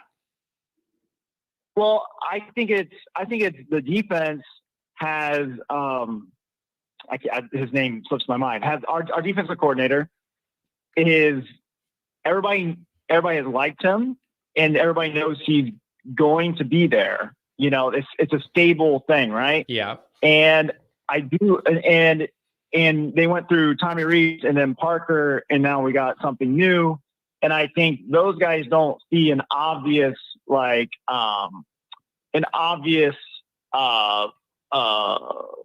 stable situation of fluidity or whatever, of like growth, personal growth for them. So I think that's probably why they left. So I do think Denbrock, he's probably going to be there for a few years. That could allow our offense. We've been wanting our offense to grow, right? And I think that this could provide a pathway for us to grow. The other thing that I want to say is that Riley Leonard, the PFF guy, said he's 14th against the Blitz, but he was like in the 40s amongst quarterbacks, like ranked in the 40s amongst no blitz, like no pressure, And I thought that was interesting. We'll see, because his former coach is going against him now, and he's a defensive guy, and so we'll see how that plays out. Because going by the numbers, you don't want to blitz the guy. So I think that's interesting. Yeah, I think so too. And then, I don't know who has the upper hand there, but I would think that Leonard, having played against his defense, for 2 years, he's the only guy on the field. So I think that it does benefit him more than it benefits Elco, because Elco has to plan more for a Denbrock offense. Yeah. Okay. Now let me ask this. Do you think Elco he feels like he's going to have the upper hand defensively, especially up front? What do you think his approach is? Do you think he starts out the game trying to light up Riley Leonard, send him pressure, going man on the back end? Or does he lay back? Or does he lay back and say, I just think we could get pressure with our front without doing anything exotic, and we're just going to sit back and then make Notre Dame make plays? How do you think they're going to try and come out and stop Notre Dame to start out? Well, so I watched some of Leonard's games from last year. The number one thing that jumped out to me about him was his quickness to take off. He's not like it almost makes it hard to know what is a designed run versus what is a scramble. Because a lot of his runs, it's really quick, but it definitely seems like a scramble, but it's just like he sees 10 yards and he's just like, okay, I'll go get those 10 yards. And so I don't know. And maybe that's why he's so good against the blitz, because he just sees somebody vacate a spot and he takes off. That to me just kind of jumps out about his game. So I really do think that they're just going to try and suffocate the receivers and make him pass it. And I don't know if they have, to me, it really comes down to, do they have the linebackers to stop Leonard or a running back out of the backfield? That's what I hear all about this defensive line. I'm not scared of the defensive line, because I just think Leonard is a good, he's a really good athlete. And I think for the most part, he's going to avoid being caught by a lineman. Yeah. But to me, it's like that next level. How good are the linebackers? Yeah. Oh, man. And then there's just there's a lot to consider here and a lot of different ways it could go. Anything else on the way out, man? I appreciate this breakdown. Yeah, I think to that last caller, I hate to say it, but this is a must-win for Marcus Freeman. And I mean, there is. I think that there's a small chance he could overcome a loss here, and we go 11-1, and we right the ship and maybe win a game or two in the playoffs. Like I think that's a possibility. But the more I look at this, I think we have the better team. They're trying to marry a new head coach that is defensive minded with a new offensive coordinator at his first, from, if I haven't looked this up, but I think it's his first stop from his originating, place of success. Right. So I don't, and they're coming off of 5 wins and 7 wins, and they've had talent the whole time. And I think this game could get a lot uglier for Texas A&M than what people think. But if we don't win this game, I think it really says a lot about Notre Dame not being where it should be. Yeah, where you need to be. Yeah, there's a lot riding on this, and I just don't think anybody's got a good feel on how it's going to go. It feels like it's Notre Dame's time, and it's year 3, and it's a very talented team. It feels like it's time for them to rise up.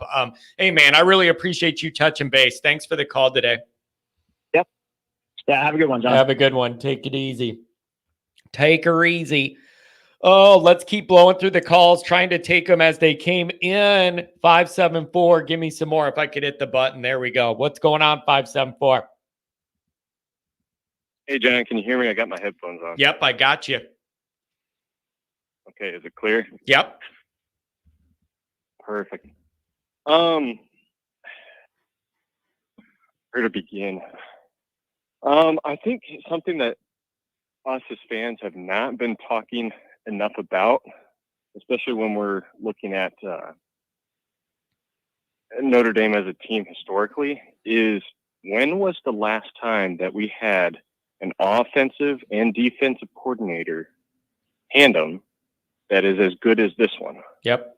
Yeah, it's been a very, very long time. Then, it's been a very long time since you had this kind of trust level in both of those guys that they're going to put their groups in position to make winning football plays. You've added on one side or the other often. I'm not sure when you've added this to this extent on both. and then you have it paired with the players that you have. Is even if you have a really good offensive coordinator, kind of players that you had at that time, couldn't hold up their end of the bargain. And if you had a really good defensive coordinator, they couldn't hold up their end of the bargain either. So not only do we have the coordinators, but I also believe we have the players that can hold up their end of the bargain when the two coordinators are doing what they do best. Yeah. And let me see if I don't think enough people have given credit. See if you agree with this. And people could tell me in the chat, you're being a Notre Dame homer. There you go, John, whatever. You could say that if you want. Tell me if you believe this. I believe that offensively and defensively this year, Notre Dame has more individual players capable of making game-changing plays, breaking a game open, doing something, big. I just feel like this roster has more of those guys on each side of the ball that at any play could pop open and change a game and make a huge game-changing play. And it's not like one or two guys on offense or one or two on defense, and then it's not like that. I just feel like this roster has more potential game breakers on both sides. Am I getting ahead of myself, or do you believe that too? I genuinely think it. I think you're right on. People have their internal struggles about what Riley Leonard could be, but think about some of the dual threat quarterbacks that we've had in the past, and some people that have doubts about Riley Leonard are the same people that think Ian Book was a true dual threat quarterback. Because he would run around most of the time unplanned. He would run around and make some good plays, and hooray! Everyone is feeling good about Ian Book. It's like we have a great quarterback who is an actual dual threat, who actually has speed, who actually has some accuracy. I mean, there was a reason that before his injury, he was getting some serious NFL talk. I mean, people were looking at him and actually seeing the potential there. As far as our running backs, we've seen some of them play. We've seen some of the reports, and they're all pointing up. And I actually believe that, especially with the way our running back room has been the past few seasons, with Kyron Williams, Audric Estime, Dexter Williams. I mean, we've put good running backs out there. So I don't know why this year of all years we would take a step back. So I do think we have the players. I do think we have the coordinators, and I do think we have the team to actually get behind. Yeah, I know it's hard as fans. You mentioned Riley Leonard and the dual threat nature of it. I believe not even the actual threat of him running, even just the perceived threat that Elco knows how mobile he is and what he's capable of with his legs. That is going to help Notre Dame's offense out a lot in this game, because at a minimum, A&M is going to have to fully prepare for the possibility that at any given time or point, Riley Leonard could pull it and run with it, and that's a risk.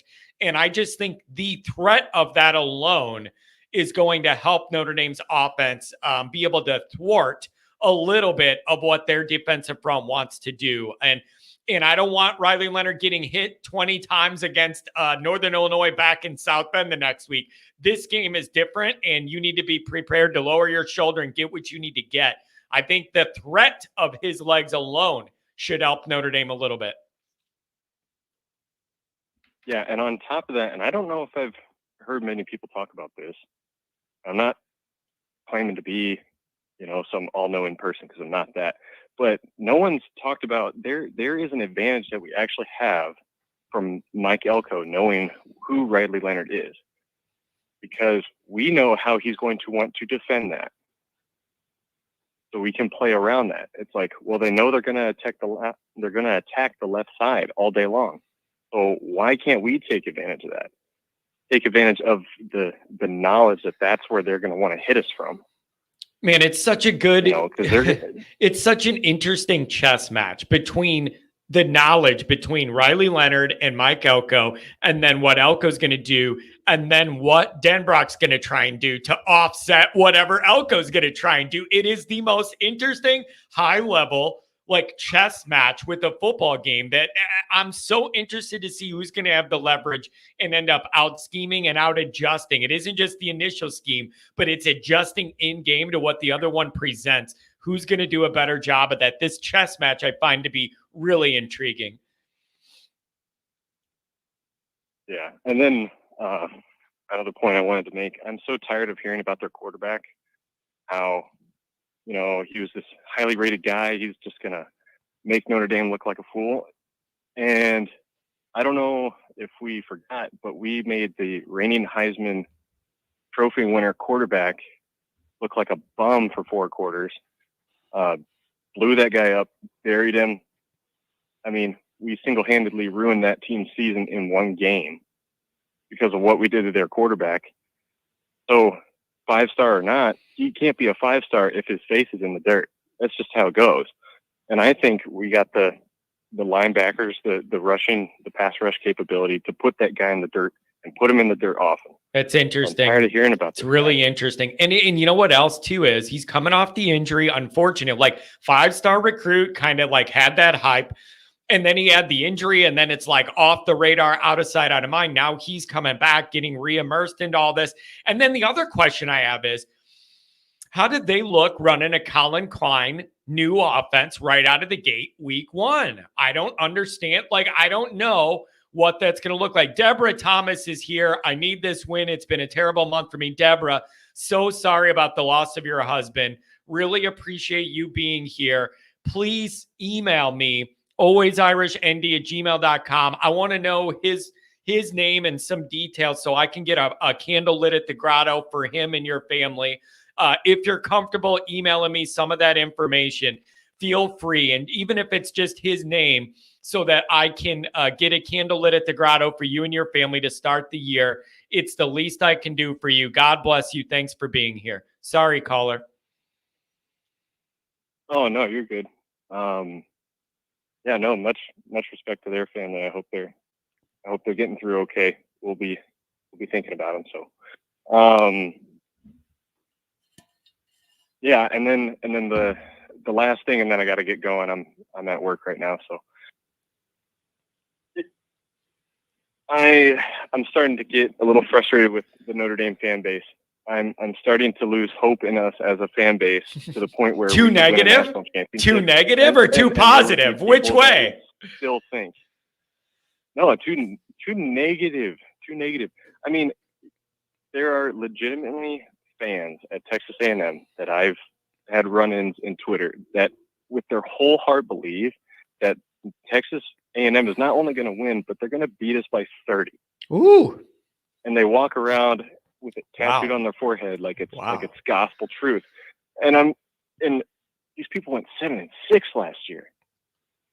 Man, our defense alone with a horrible. Our defense alone isn't going to allow that to happen. I don't think. I just don't think so. I just think our defense alone is going to prevent that from being a realistic scenario. It better. The last time a team scored that much on Notre Dame, I believe, was Arizona State in 2016.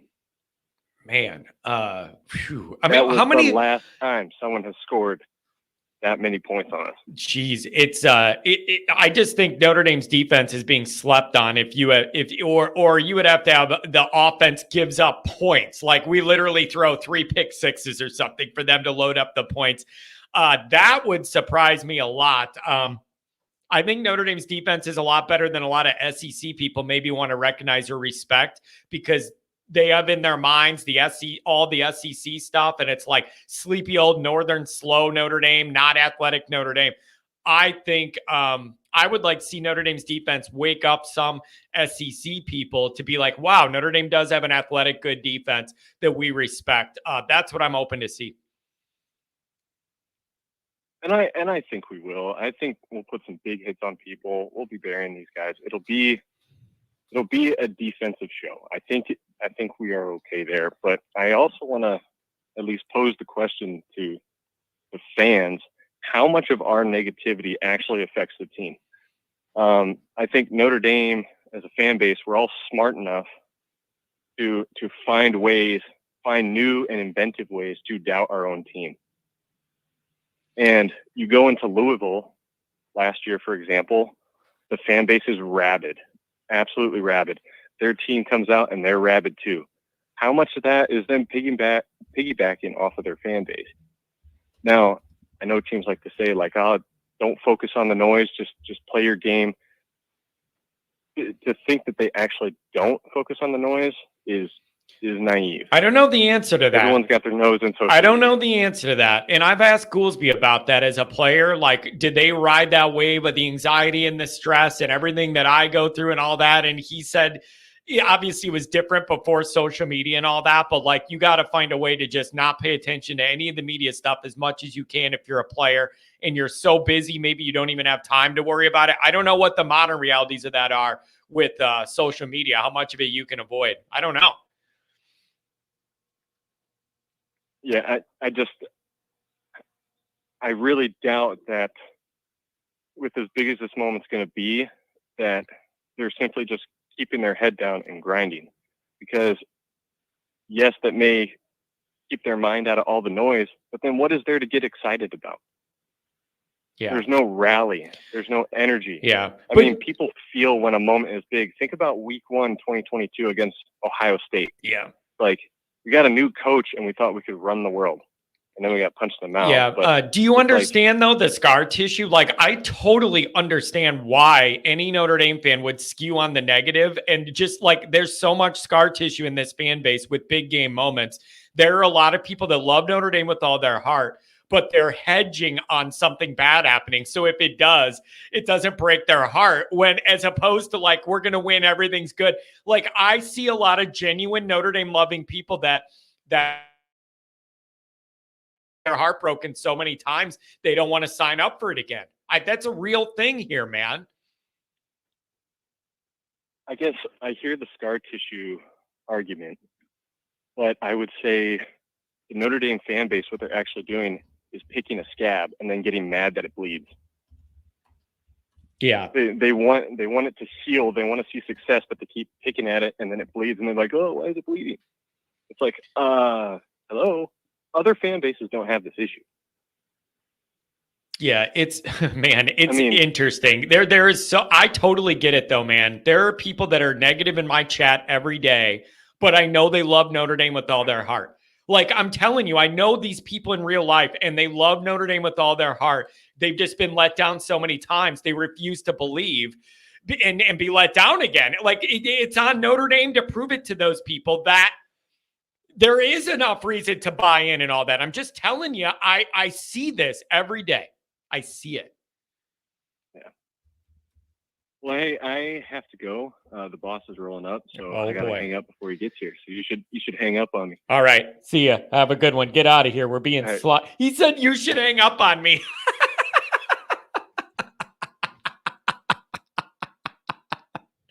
That was so funny. He goes, you should hang up on me. Like, I don't want to get nobody in trouble at work. Potatoes O'Brien, $10 holler. I'm going to try and get to all the callers here. We have a handful left. I'm going to try and get through them all. And I want to give everybody their chance. Looking forward to calling in on Saturday night around 8 p.m. Pacific Standard Time. What are we? California, West Side? A lot of rollouts with Riley, a lot of outside zone runs, wear out that defense. I'm telling you, Potatoes O'Brien, that's a very Irishy name. I don't know what to expect, man. Offensively, I know what to expect with the defense. I expect you to be really damn good all night.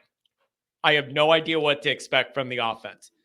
I have no idea. Deborah, thank you for shooting me an email. I'll see what I can do. I'll get some things done for you on campus. It's the least we could do here. And so I'll make sure we do that and I'll get you taken care of. Okay. I have no idea what we're going to get from the offense. Nobody does. I just don't know, you guys. I don't know how Denbrock's going to approach it. I don't know what he's thinking. How confident is Denbrock that what he wants to run, they can run? What's he going to pivot to once Elco tries to stop something? What is his faith in that left side of the line? Here's the other thing. We haven't even really gotten to this. Can the wide receiver group be a plus unit for Notre Dame this year? I'm just asking. Can that actually be a plus unit in the big games that mattered this year or not? I want to know. All right. All of that pump up about the wide receiver before the Jagasaw injury, the talk of the summer camp was wide receiver group. They're going to be a difference maker. And then the Jagasaw thing happened and all the attention in the spotlight went to offensive line on the left side. Are those wide receivers going to make plays against this athletic defense from A&M? Conundrum said his Deuce wearing his Always Irish t-shirt Saturday. I doubt it. I think he's wearing his Always Auburn t-shirt. I'm laughing because I don't want to cry. I think he's wearing an Always Auburn shirt. Somebody should come up with that podcast. I just created for them. Oh, man. 224. Then we're going 540, 412, 419, 609, 815, 574. I'm going to try and get all you guys on. 224. What's going on, Andrew? Andrew, I know you're there. I see you talking in the chat. I know you're there. Put me off mute. Hey, can you hear me? I got you. What's up, buddy? Oh, sorry. Yeah, my house has dead zones. Yeah, I'm as nervous as you, man. I'm like pacing. I know. Listening to all this, but I'm glad you segued. Andrew, what are we going to get? Man, you're here every single day, all through the off season too. It's just all the hours we've all put into thinking this every different which way. And it's just, I get the anxiety that we're so close to the answer after all of this thinking about it and what it could be, man. And it just builds. And I was doing good, but for some reason I woke up wound real tight today. Yeah. Well, you know what? I'm putting my money where my mouth is. I already took Notre Dame on the money line, so I think we're going to win this game.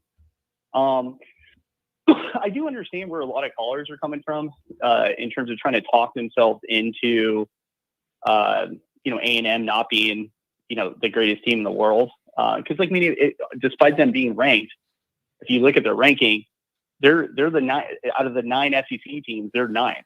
So we're not playing, what the pundits think is a frontline SEC team.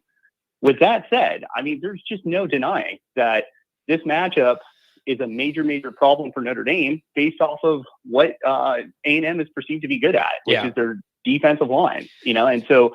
But see, I like that. Andrew, I like that. I like the way you kind of separated out kind of the overall situation and where they've been at overall in that the bigger ecosystem there. But when you zoom in on this particular matchup, it's just an unfortunate favorability matchup for what Notre Dame's kind of struggling with and what they're supposed to be great at. And that could wash out a whole lot of other factors if it's not mitigated. That's perfectly fair to worry about and talk about and think about. Perfectly fair. Yeah. And I think that to a previous caller's point, I agree with them. Elco has not done enough as a head coach to warrant some of the respect he's getting. But I do think that you have to look at how quickly he's able to turn things around. We saw it ourselves in 2017 when he was the defensive coordinator, and you have to give it up to him about how quickly he turned things around at Duke. So with that said, though, we still have a top 10 defense. And despite that nice remark from the Texas A&M guy who put that big super chat, I'm not terribly concerned about Connor Weigman. It's all about his weapons, who he's going to throw to. And in fact, I actually think where Connor Weigman can get us is if we're too dialed in playing man-to-man coverage. And even though he's not the fastest guy in the world, we saw with Haynes King at Georgia Tech against Florida State, it's backbreaking when it's 3rd and, let's say, 7 or 8, and the quarterback runs for first down. So we really need those young linebackers of ours to step up and make tackles. So I think that's what I really more worried about Connor Weigman is, is he going to keep drives going with his feet? The second thing is your segue to wide receiver. I think that's the big elephant in the room, because I think a lot of ND fans have convinced themselves that the wide receiver room situation is a lot better. And it makes sense on the surface level, because the last 2 years, our wide receiver room has been so inept, we couldn't even fill it. You know what I mean? There were times last year where we only had 3 or 4 healthy wide receivers going into a game. So we have finally filled out the depth chart. But when I look at the boundary receiver situation, are you that confident? I really like Jaden Coleman. I think he's a loyal Notre Dame guy, and he's made some nice catches, specifically in the Sun Bowl. But I just think about a couple of years ago against BYU, when he had maybe his best catch of his career. Drew Klein actually saw him, instead of staring down Michael Mayer the whole time, actually saw him wide open, hit him. And in my opinion, if he ran a wide receiver versus running a tight end, he would have taken that to the house. And instead he got hawked. And I think ND ended up only getting 3 points on that drive. So I worry about him in the boundary. And then I'll just be frank with you. I haven't seen a lot of Bo Collins playing, but if you just look at his numbers, they're super pedestrian. They're very average numbers. And the big thing that I worry about with him is what's left in my brain is, him dropping that catch against Notre Dame and Xavier Watts almost taking it to the house. So that worries me, boundary receiver. So I really think the two guys that have to step up and win this game for us on offense from a passing perspective is Jaden Greathouse. When he was healthy last year, that guy has a nose for the football in terms of scoring touchdowns. He's a really good red zone threat. We really need him to step up. And then my boy, Faison, he's the guy. And I think, Tim Hyde alluded to this yesterday in his chat with Goolsby, that I think it's something to see that they moved Faison to the outside. I think that Mitchell was not giving them enough explosiveness, and they need to put Faison and Greathouse on the field together. So I think those are the keys to win. Like, because I promise you, Elco does not have respect for our wide receivers. Yep. He knows that we're a run-first team. Our best players are our running backs and our quarterback in terms of dynamic playmaking ability. He's going to stack the box. He is not going to let Mitchell Evans beat us. So, like, I promise you, they're going to blanket Mitchell Evans, and he's going to dare us to throw the ball deep. And so I think at some point during the game, we've got to make them pay, or else it's really going to be a rock fight. So yeah, man, it's going to be interesting. And the Collins thing is real interesting. It's another one of those media items, Andrew, where I want to know what the reality is, because all I've heard most of this fall camp session has been his body's totally changed. He looks like a different player. It wasn't a good fit with what they were trying to do at Clemson for him to succeed in that offense, but it's going to be different here. And his body's reshaped and he's ready. He looks like a whole different guy. That's what I've been reading. Okay, well, we all get a chance to see if any of that's true against an athletic, good A&M defense here. I want to see what the realities of this are. They don't have to be great. Can the wide receiver room just be a plus unit for the night? Not a negative, not a neutral, but any sort of plus unit production-wise would go a long way in helping Notre Dame. Yeah, I mean, I think you're absolutely right. I think what's got to be is our defense has got to be locked down, force short fields, get turnovers, and then have Leonard be opportunistic and get us in the end zone. I seriously doubt we're going to have these long, sustained drives where we're driving on this defense. And then, like, I even see somebody in the chat talking about how the offense supposedly won the Jersey scrimmage. But, like, if you like, I pick in all ND media. And if you listen to what Tim Priester had to say following that Jersey scrimmage, he sort of explained why Denbrock came into the press conference and it was like not satisfied. And I think a lot of fans like took it as Denbrock the perfectionist. No, in reality, the way Priester explained it was the number one DBs on Notre Dame completely locked up the number one wide receivers. And the best catch all day was Logan Saldate against the third team. So I'm sure that concerns Denbrock, but at the end of the day, I think that they're getting, what's cool about this coaching staff is they're not afraid to make some radical decisions. You see it with Knapp and Pendleton on the offensive line. Yep. And you see it with Faison. Who would have thought Faison misses the entire spring? He's the backup slot receiver, and then now it looks like he's the starting field guy. I think they're trying to go with the best guys on the field. Yep. They don't care about hurting anybody's feelings. And I think if Collins thinks if he's not the dude, they got to be willing to figure out who the guy is. And that was the last point I want to make is it's so freaking frustrating. Like reading, because like I read all about college football.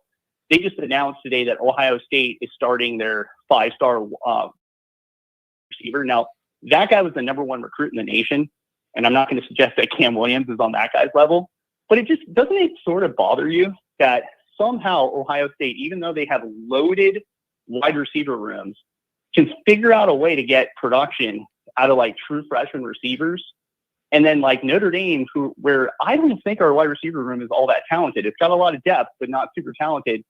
Has Cam Williams firmly on the bench. Like it's maddening. You know, I just can't believe like you can't get something out of the guy's athleticism. He's been committed everything for like three years. He's been in the springtime. You can't get anything out of him. When this is asked about, when this has been asked about, every response I've heard or read is he didn't come from a very sophisticated situation in offense, you know, in high school. And it's just taking him a long time to get up to speed on understanding all the technicalities of all this kind of stuff. That is just what I've heard. I don't have any inside information, but I've been told it's a matter of he just has not come from like that. I get that. You know, whatever. I get that, but why aren't they like encouraging his family to go down to IMG Academy or something? If that's the problem, you know what I mean? Like, I feel like, I just think, I don't know, how does a school like Ohio State, how are they able to do it? It's, you know, this guy was committed to you for 3 years. you would think that you'd be watching some game film of him and saying, hey, you're not fundamentally sound. Before you come to Notre Dame, we need you to like go do X, Y, and Z. Get this wide receivers coach, something to make you ready. I just think it stinks because, those guys don't grow on trees, 5-star wide receivers. And if the wide receiver situation ends up biting us in the butt again, it's just such a missed opportunity that we're shelving a guy who, by all accounts, is one of the fastest receivers. Okay, now Andrew, on on the way out, let me throw this to you. Somebody in the chat flipped this around on you and said, maybe it's a good sign that he's not playing early because you're not desperate enough that you need a guy to go out there and play before he's really ready to play mentally or physically or whatever the reason. Maybe it should be looked at as a good sign that you don't need that right away. I don't know. I'm just throwing it out there.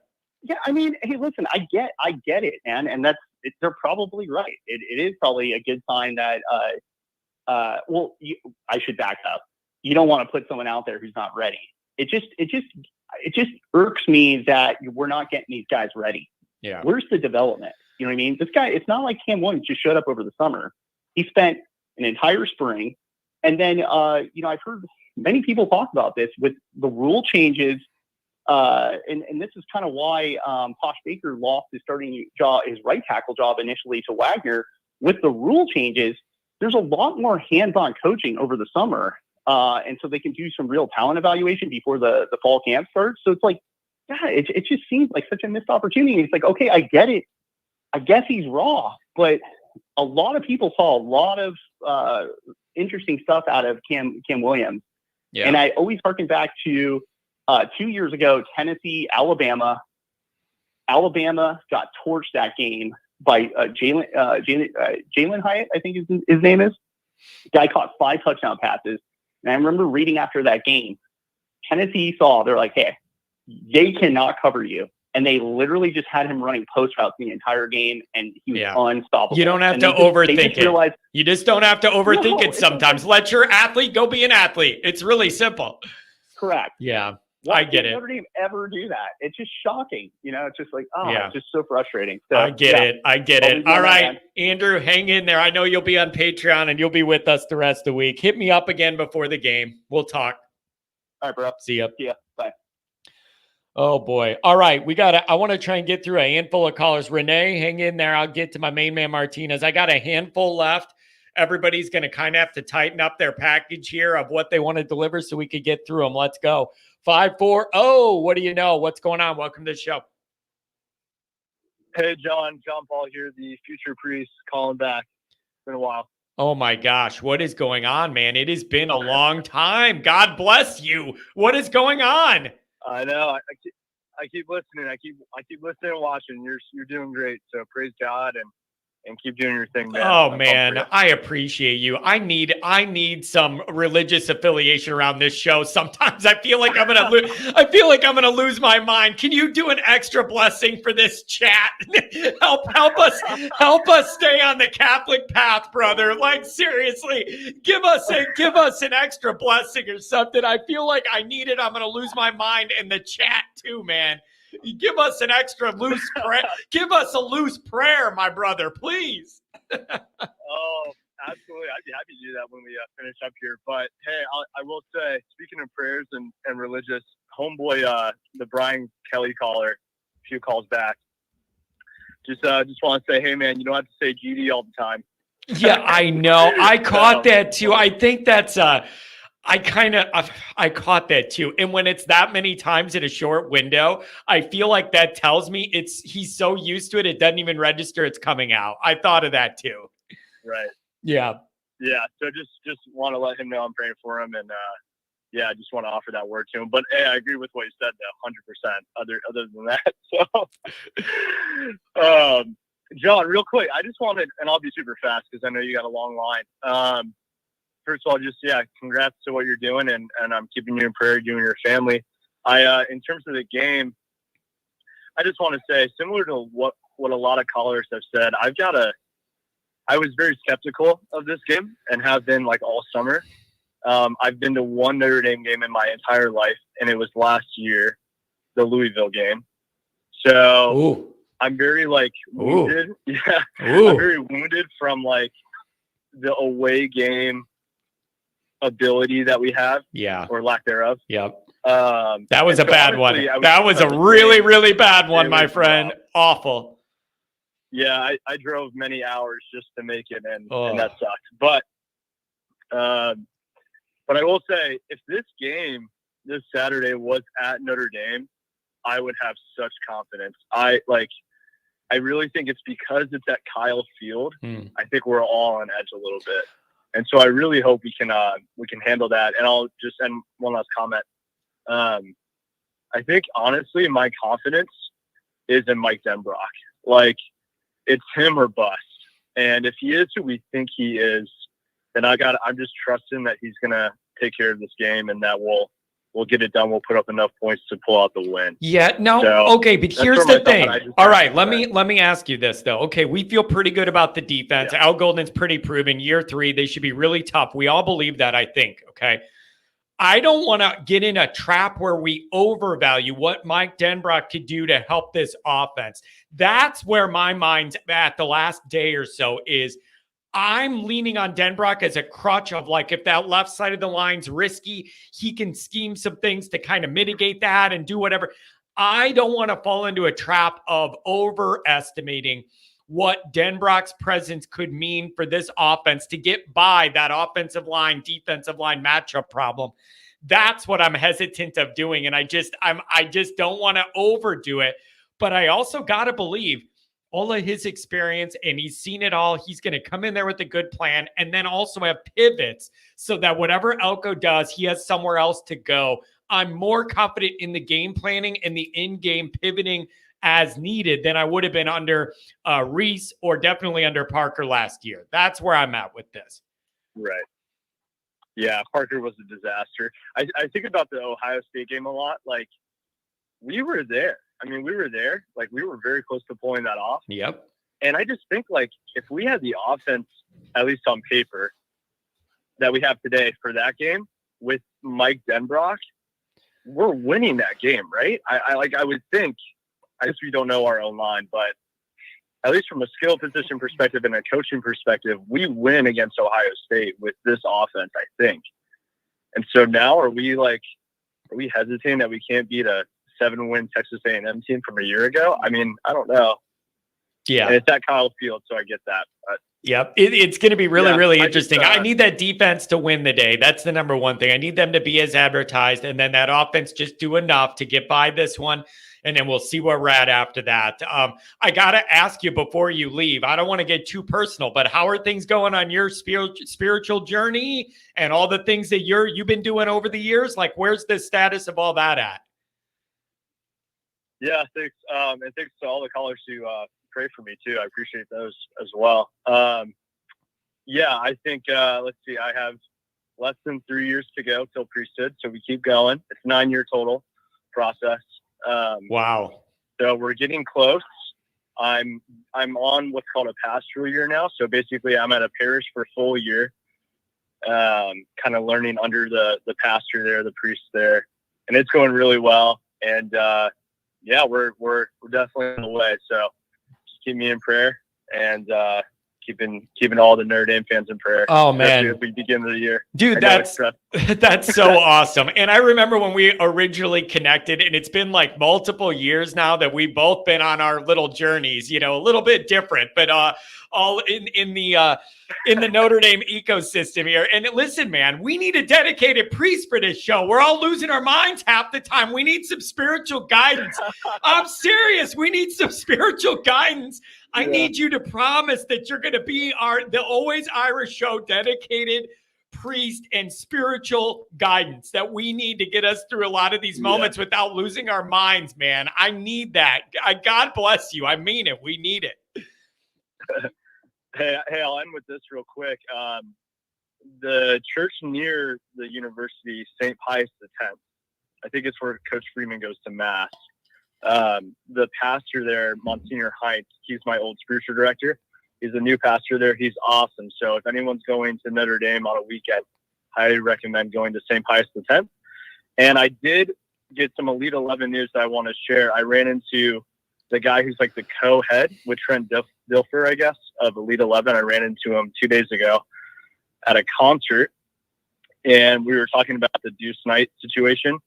And I asked if we have any chance of holding on to Deuce, and he's like, absolutely not. He's going Auburn. But then he said to me, but I wouldn't worry because he says Carr is as good as Deuce. Interesting. Look at you. Very confident Look about at that. you. So Dude, this is like, seriously, there's an avenue here. The recruiting priest. I love this, man. You got who's got the recruiting? I can see the website already. Who's got the inside scoop on the recruiting? And it's the priest guy. I love it. Nobody can question the priest when he's giving you behind the scenes information. Who's going to say that you're making it up? I love this, man. You got your own little market there, bro. I love this, man. I'm so glad that you connected back with me. And I'm totally serious about this chat and the host needing some spiritual guidance to get us through Notre Dame land and to realize that there's more to life and all this stuff than just being mad about football and all that. I need to recenter myself in that way. And I need that help sometimes. So I will ask you humbly, keep in touch with this show because we may need some of your assistance and expertise, my friend. Awesome, John. Thank you so much. Thanks for all the callers for waiting, and all for Our Lady. Let's do this. Oh, I appreciate you so much. Thank you very much, man. Have a good one. Dude, that made my day. Like, dude, I need priests that want to be a part of this show. I need help. I need spiritual guidance. I need spiritual football guidance. Adam with the $10 hour. Saturday night will give us a ton of answers that we've been debating about the program in Freeman the last 2 years. You're darn right, man. You're darn right, Adam. We're going to get answers to a lot of these questions. How much of this is BS? How much of it is legit? $5 hour from my main man Martinez. Johnny, I think the wide receivers are more solid than people think. I hope you're right. I hope you're right. 412, what does it do? What's going on? And 419-609-385 going to be the last three in some order. 412, what's up? Hey, how you doing, brother? I'm doing really, really good. Just getting wound tight. Notre Dame football stress is here. It's back. Hey, I just wanted to go on about what Andrew said.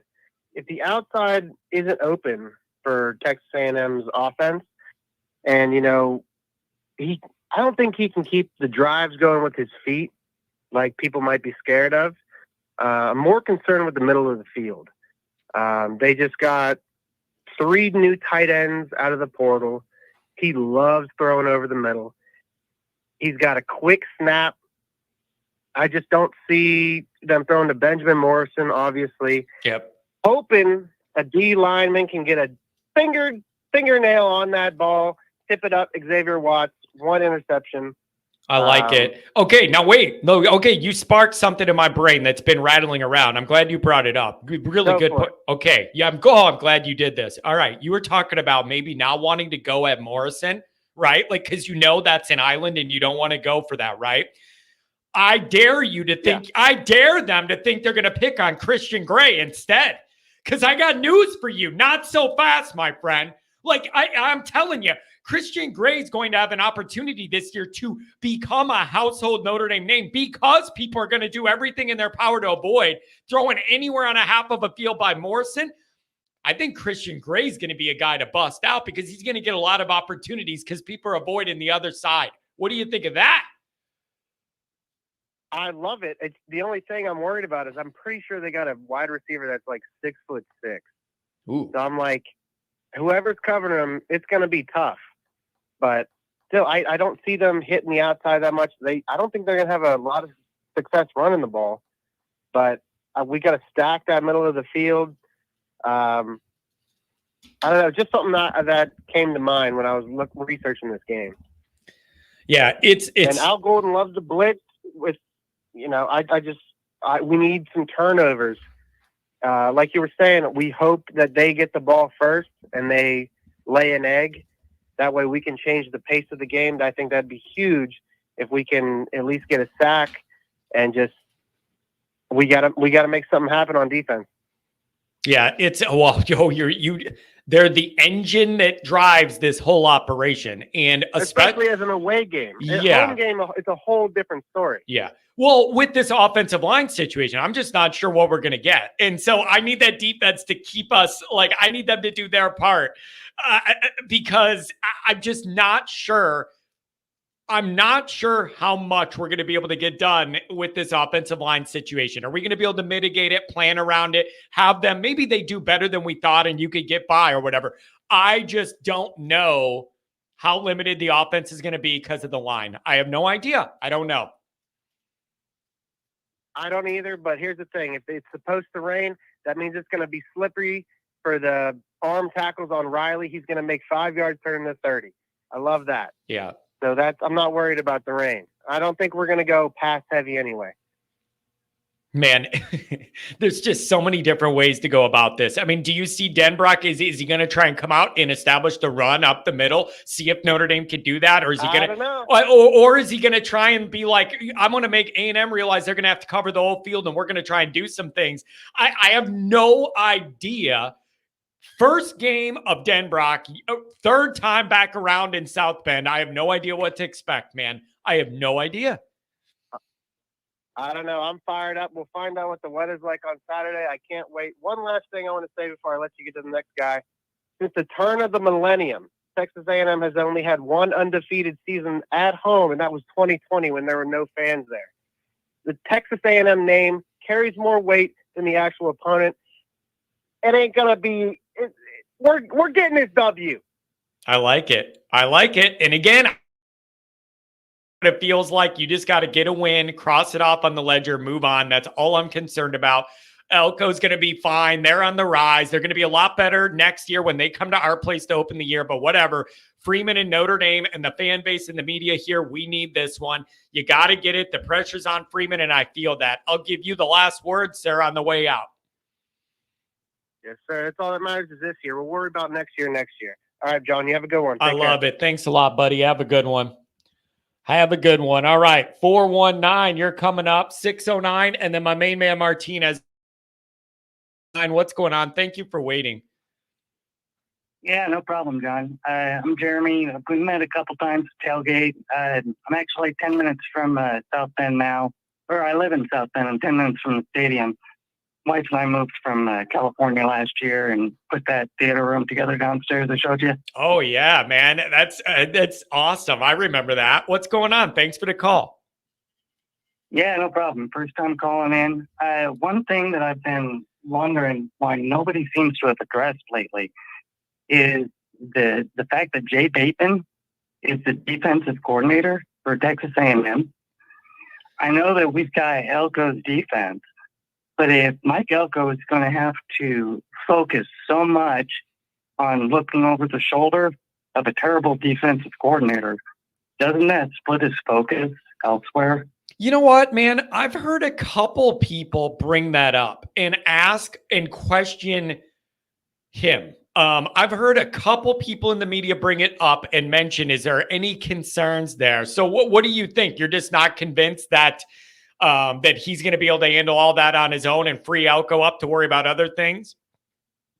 Well, I'm thinking if Elco is going to have to be working on the defense so much, he's going to have to overhaul the entire culture, not only on offense, but defense, and then put an emphasis on, coaching the defense, because he's not going to turn the entire operation over to the co-defensive coordinator from North Carolina, and we've seen how that goes. Yeah. So I don't know. It's just an element that makes me wonder if there's dual duties that need to be happening at the same time. Yeah, wouldn't that be concerning? It's going to be really, really interesting. Do you have any thought or feel on how Denbrock may approach this game initially offensively for Notre Dame. Those first couple possessions are usually scripted. They have an idea what they want to run, and I don't know whether he's going to try and establish the run and be more traditional with it and see if they could get anything going there, or if he's going to try and open it up and make A&M worry about the whole field. I have no idea what to expect. Do you have any guesses? I genuinely don't know what we're going to see. I think he's probably going to try to spread them out best that he can, or maybe even use some misdirection, leak Mitchell Evans out so that their defense is cloaked all over him, and then have one of the wide receivers that hasn't gotten as much attention kind of sneak out. But I don't know. I do think that they're going to probably try some kind of screen pass to start the game. There you go. Get the ball into Love. Get the ball into Love's hands any way you can. That's another thing. Goolsby and I talked about this yesterday on Patreon. Goolsby asked me, is there any amount of touches for Jeremiah Love that's going to turn you off or make you think it's too much or whatever? No. He is a guy where every time he touches the ball, it is a touchdown possibility every time. Find as many ways to get the ball in his hands as possible. Dump off passes, screens, wheel routes, handoffs. I don't care what you do. There's no amount of times you get the ball into Love's hands, I'm going to say it's one too many. That number doesn't exist. Right. Well, when you've got Love and you've got Leonard, and both are so dynamic, such dynamic runners, and they can see. I mean, that's got to be a headache for the defense. Yeah, he's a difference maker. And so there's no amount of touches for Love I'm going to say is too many. And I love it. So I don't know what we're going to get, man. This is just, I'm getting wound a little tight, man. All these questions, and we're close to getting the answers. Yeah, well, I had one more thing that's kind of been on my mind. I mean, I don't want to go back all the way to the Blue Goals game, but we saw during even the spring game, how many spring games have we seen where the offense was just putrid? And I know it was all mixed and matched, but I don't know. We mixed and matched the offensive line back then, and each team was able to score 20 plus points against Notre Dame's defense. If our defense is as good as we think it is, and makeshift offensive line is able to score 20 plus points against it, our makeshift offensive line, shouldn't we be able to do the same thing to Texas A&M? Hey, I'm with you on that. And here's something I don't even want to entertain. I know offense is iffy and we're worried about that line and what we're going to be able to do.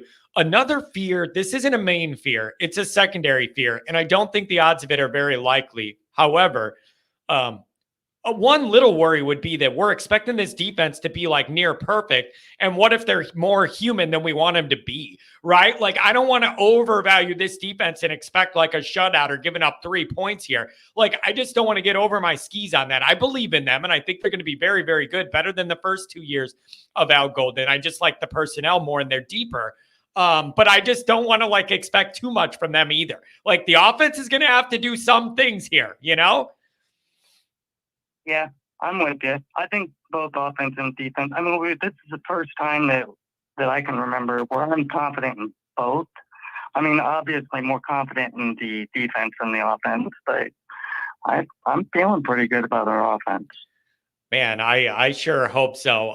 Mark, that's a funny one. Welcome back. I like that. That's a t-shirt, Mark. I like that. Anything else, my friend? Thanks for touching base, man. I'm glad. Are you going to be able to make it to the tailgate? Miami, Ohio. Yeah, we'll be there. I mean, we've got season tickets. Somebody from our church actually came up to us. Oh, he's actually a Michigan fan. I couldn't believe it. He came up to us maybe 2 months into the year and said, "Do you have tickets yet?" I said, "No, aren't you a Michigan fan?" He said, "Yeah, but I feel like God wants me to get season tickets for you and your wife." I said, "Amen." Wow, man, that's awesome. Well, that's a good deal there, my friend. Well, I would look forward to seeing you. I look forward to seeing you at the tailgate in a few weeks, and hopefully we have a 0 in the loss ledger, my friend. Thank you. Absolutely. Looking forward to it. Thanks, John. Have a good one, buddy. Man, it's nice to hear from everybody. 609, you're up on the line. My main man Martina is going to wrap it up after that. What's going on, 609? Hey, John, good morning. This is AJ from South Jersey calling. What's going on, man? Hey, thanks for holding. I know it's been busy on the lines today. Looks like you're a first-time caller. Welcome to the mix. Yeah, yes, sir. First-time caller, long-time listener. First thing that's on my mind, I called in on the Uncle Lou show last night, and I gave him some trivia. Maybe you can correct this for me, because is the 1994 Cotton Bowl not considered a big-time bowl win? Isn't it considered a big bowl, but at the 90 season, right? But the 94, but it would be 94 because it's January 1st, right? Isn't that the deal? Right. But I know it's this is the reality of it. Notre Dame hasn't won that big bowl game in, I'm 25 years old, in 30 years. So, I thought drawing the connection, I think it's interesting how 30 years ago we beat A&M in our last game, and maybe 30 years later is when, the Freeman factor really gets intact here. But yeah, Uncle Lou told me that Cotton Bowl game was a good win, but it was not a big-time bowl. It was 30 years ago. Who knows what counts as what when you're going back 30 years? But it would have been, it's just not the game Notre Dame wanted to be in and should have been in after the 93 year. Right. That's the problem, because they had the BC issue and whatever. But listen, man, the point of the moral of the story is we need to knock that off with the not winning the major bowl thing. Like, I'm sick of hearing the stat. It comes up on social media every year. I'm so sick of it. We need to win it, and it needs to be a playoff game, and you win it. And the first bowl game in the modern era is a playoff win at Notre Dame Stadium the week of Christmas in cold South Bend, Indiana. That's what it needs to be this year, man.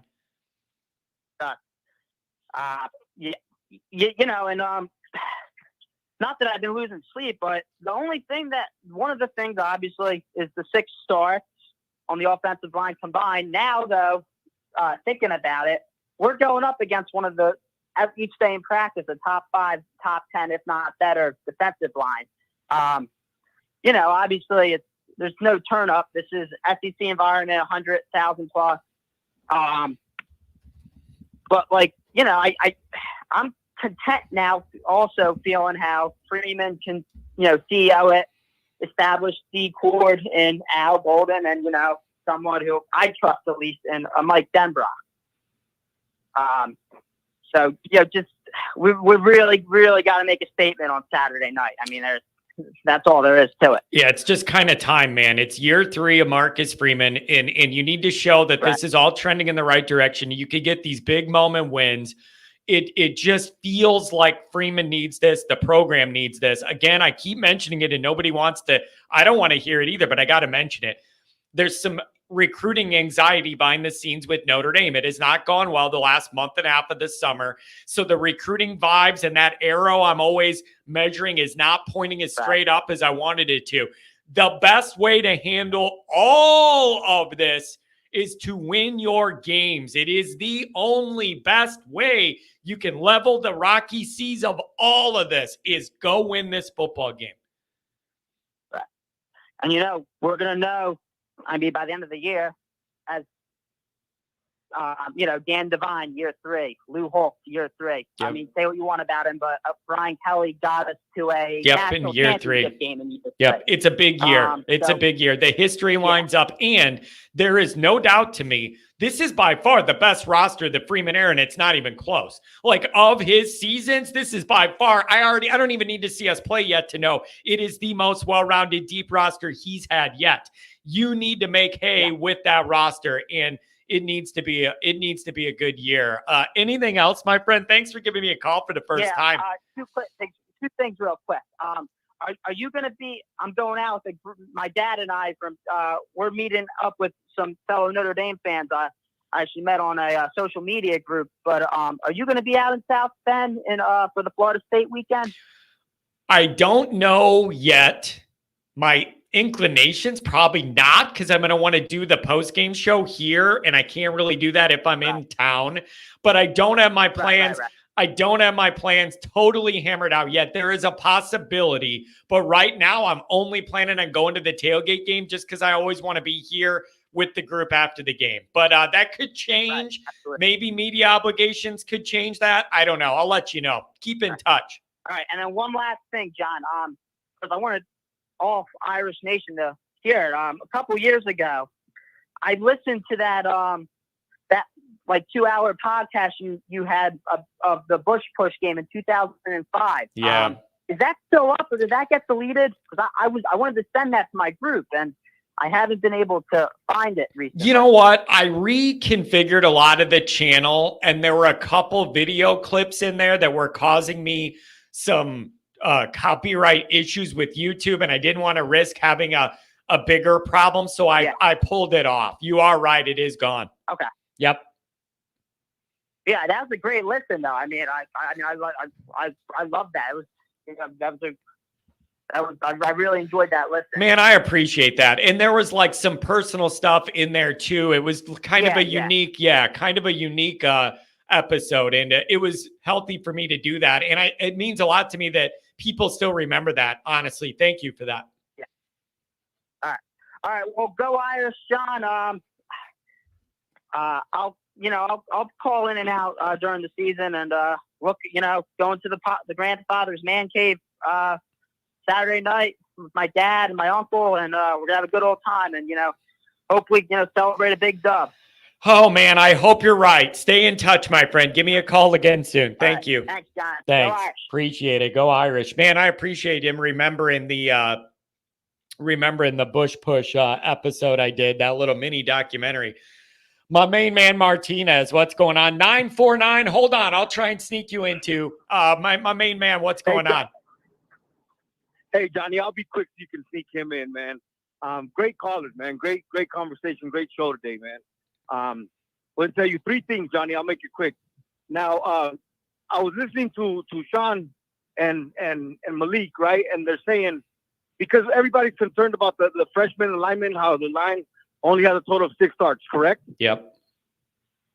Okay. But they made a statement saying, do you think that Denbrock isn't sending Botello and Cross and Mills and Oben and whoever else the D line has against these guys to try to get them ready for A&M? I thought that was a great point that he made. Yep. Because remember, our D line is one of the best in the nation. It's a very, very good point. And who better? It's a very good point. Yeah, right. And you know what? With that offensive line, maybe that's how they knew it wasn't going to be good enough with those older guys running that defensive line at them every day and going, if they can't block our guys, they're not going to block their guys. So you are right. All of this is tested against what should be a great Notre Dame defense. Good point. Yeah, you know what I mean? So that's one point that I wanted to make. So I think, like I said, Rudolph comes from, Wisconsin, where they produce great running backs, and that's their MO, right? Is run game. So I'm confident in that. I'm confident that these young boys are gonna, step up to the challenge and answer the call. You know what I mean? So that's not got me too worried. And if not, then you do got those guys that have played on the big level, like Rocco Spindler and Tosh Baker, and those guys that come in and hopefully do something different. Okay, so that's one thing I want to touch on. So, and then the second thing I want to touch on is the wide receivers. Now, what's his name? Bo Collins. Have you seen the video of him squatting about 275, like 3 plates, like him and Riley Mills, man, that the university put out? I mean, that dude's a beast. Yeah, I know, dude. He's lifting as much as I do every day, man. He's an animal in the gym. Right. So I think with his experience and him being coached under Dabo for them years, now coming over to where he at an actual offense now instead of like a Mickey Mouse offense, as they've said, I think he's gonna make a difference. We got Graydon House, we got Faison. We know that young talent.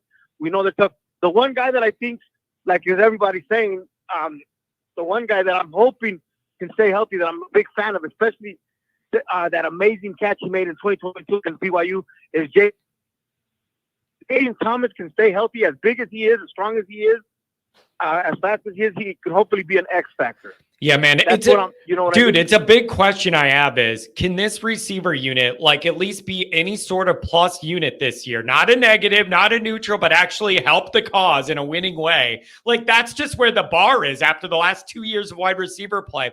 Like, can it just be that? And I don't know the answer to that, but it would really help Notre Dame if they could. Well, that's every. But my point is, like, that's what I'm saying. You got Bo Collins. Who's stuff. If Jaden stays healthy, man, he's good. You got the two young talents with Gradenhouse and Faison. You got Chris Mitchell, who's got tons of experience, right? And yeah, he's not in the NFL for a reason, but maybe he's also been playing in the Mickey Mouse offense. So that's my hope too for the White. We got more depth than what people think, and it's just a matter of getting the ball to them. You know what I mean? So that I'm optimistic about that. Man, it's and then I got to ask you that. Yeah, go ahead. And then I have one thing for you on the way out, but go ahead. You go ahead. Okay. Yeah, because I know you got one call, and I want to get it. I want to be fast. The one thing is, Andrew Gilmore and I agreed, and I've been saying this for a few weeks now, and I think you know this. My only concern is the young linebackers. With Kaiser being the only veteran, I think it's time. I think Jalen Snead is a sleeping monster. I think KVA and Drake Bowen will bring some productivity, but I really think Jalen Snead's a sleeping monster, man. And I'm really excited about that young linebacker group because Max Bola, man, like I love that dude. When he interviews, when I see the clips on him, man, I really think that was a great addition to that linebacker staff, man. But remember, Louisville killed us because our secondary couldn't tackle. You know what I mean? And so that's the only concern I really have. Like, I'm not concerned about this game, man. I'm not going to give a prediction. I think we'll come out victorious. But like I said, the SEC is dog shit. They've had 3 teams in the last, 30 years. In the 90s, it was only Florida and Tennessee and maybe Georgia. In the early 2000s, it was.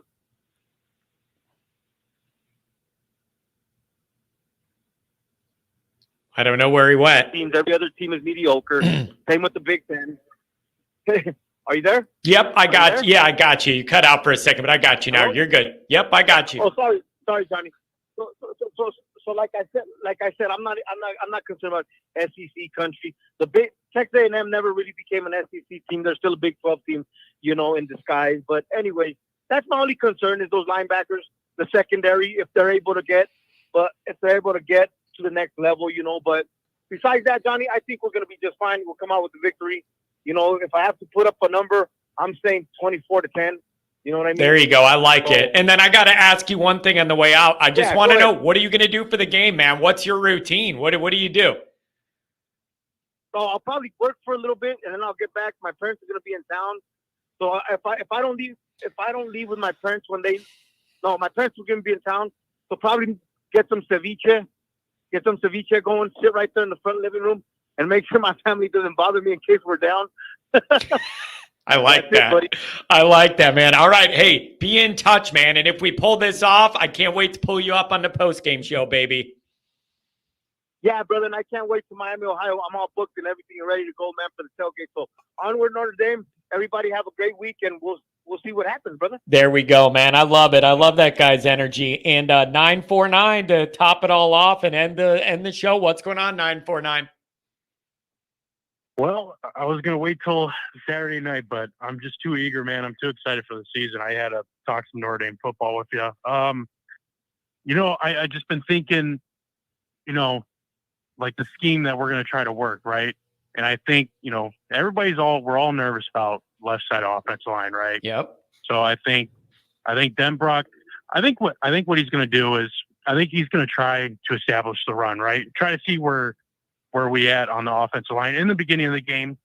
I think he'll try to build some trust with them. And if it doesn't work out, then I think that's when we're going to start seeing the rollouts, open up that pocket, a lot of outside runs, bubble screens, stuff like that.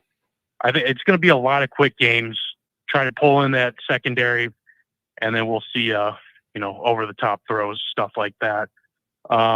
I'm nervous about Riley though. I mean, I haven't seen anything where he's proven that he's a quote unquote, good passer. He's had a lot of games where he's under 50%.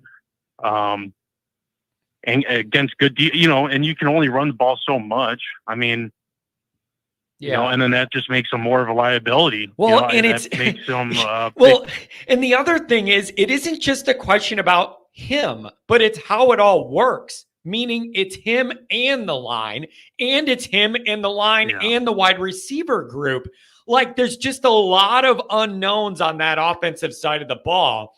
And it isn't just one thing. There's a lot of unknowns over there. And I just don't know what to expect. I don't even know if Denbrock knows what to expect. I would hope he has a better idea than we have, but I just don't know what you're going to get. And that has me on the edge of my seat. Could be good, could be really bad. I don't know.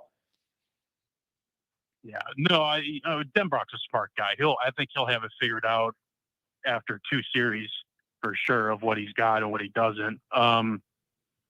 But I mean, this is a game where you're just going to have to lean heavy on the defense. You know what you got on the defense. Yeah.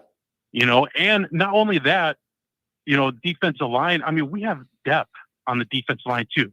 So our big guys are going to be a lot more, not healthy, but fresh. They're not going to be tired in the second half because we're always going to be rotating, right?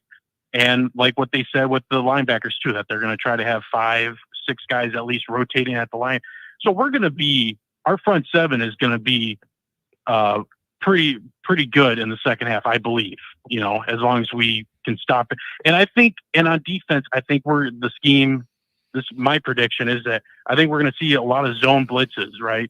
I think he's going to want to try to rattle that quarterback because he doesn't want him to sit back there and kind of, nickel and dime our defense. And that's what Al Golden likes to do, man. He loves to put pressure on the quarterback. And I think we're going to see a lot of that. We got a lot of the athletes to do it. Riley Mills, Howard Cross is going to disrupt that inside. And it's going to open up some lanes for those linebackers, man. I think we should see 2 to 3 sacks on Saturday night. That's my guess, at least. Yeah, I'm telling you, it's hard not to feel great about this defense. It really is hard. I mean, you feel good. It should be the best group that they've had yet. They talk about rotating all 3 levels. We have depth, and we can rotate up front. We can rotate linebackers in there with no drop off, and they each have a different skill set. And I need them to play that way night 1 to help whatever that offensive situation is going to be. I need that defense to do their part, man. I need it so bad. Absolutely. Yeah, no, I'm excited. I had to take the money line on the Irish too. I mean, it just felt too good. I love them being in the underdog. I think it's a good motivator for us. That we don't have and we haven't earned the respect though either. I mean, that's the other part to it too. Yeah, let's be honest. We have not won in the bigger moments that you need to win in to garner respect. And that's a big reason the Ohio State result hurt so much, because that was a big opportunity to change a lot of that narrative. And we had it in our hands and we let it go. And that was a very big missed opportunity, a huge missed opportunity for the program. God, that was horrible. I still get, I went to that game with my parents, right? We flew out from the West Coast and we went and saw that game, and God dang it, man. It was a great game until the last 3-4 minutes, just like you said, we had that in our hands and just threw it away. Yeah, it was really unfortunate. And you need to really make some hay here, man. It is year 3. I understand we respect the opponent and the coach and the environment, but it is year 3. This is Notre Dame. You need to show progress. You need to show this is all trending in the right direction. You have it's all lining up to where you just got to find a way to win this one. Doesn't have to be pretty. I don't worry about that on this one. You just got to find a way to fight out a win. Yeah. At this point, if it's a 3-point win, it's not going to look great, but I don't care at this point. I would love to see a 14, 17-point win. And we might get that, maybe people are overvaluing Texas A&M too.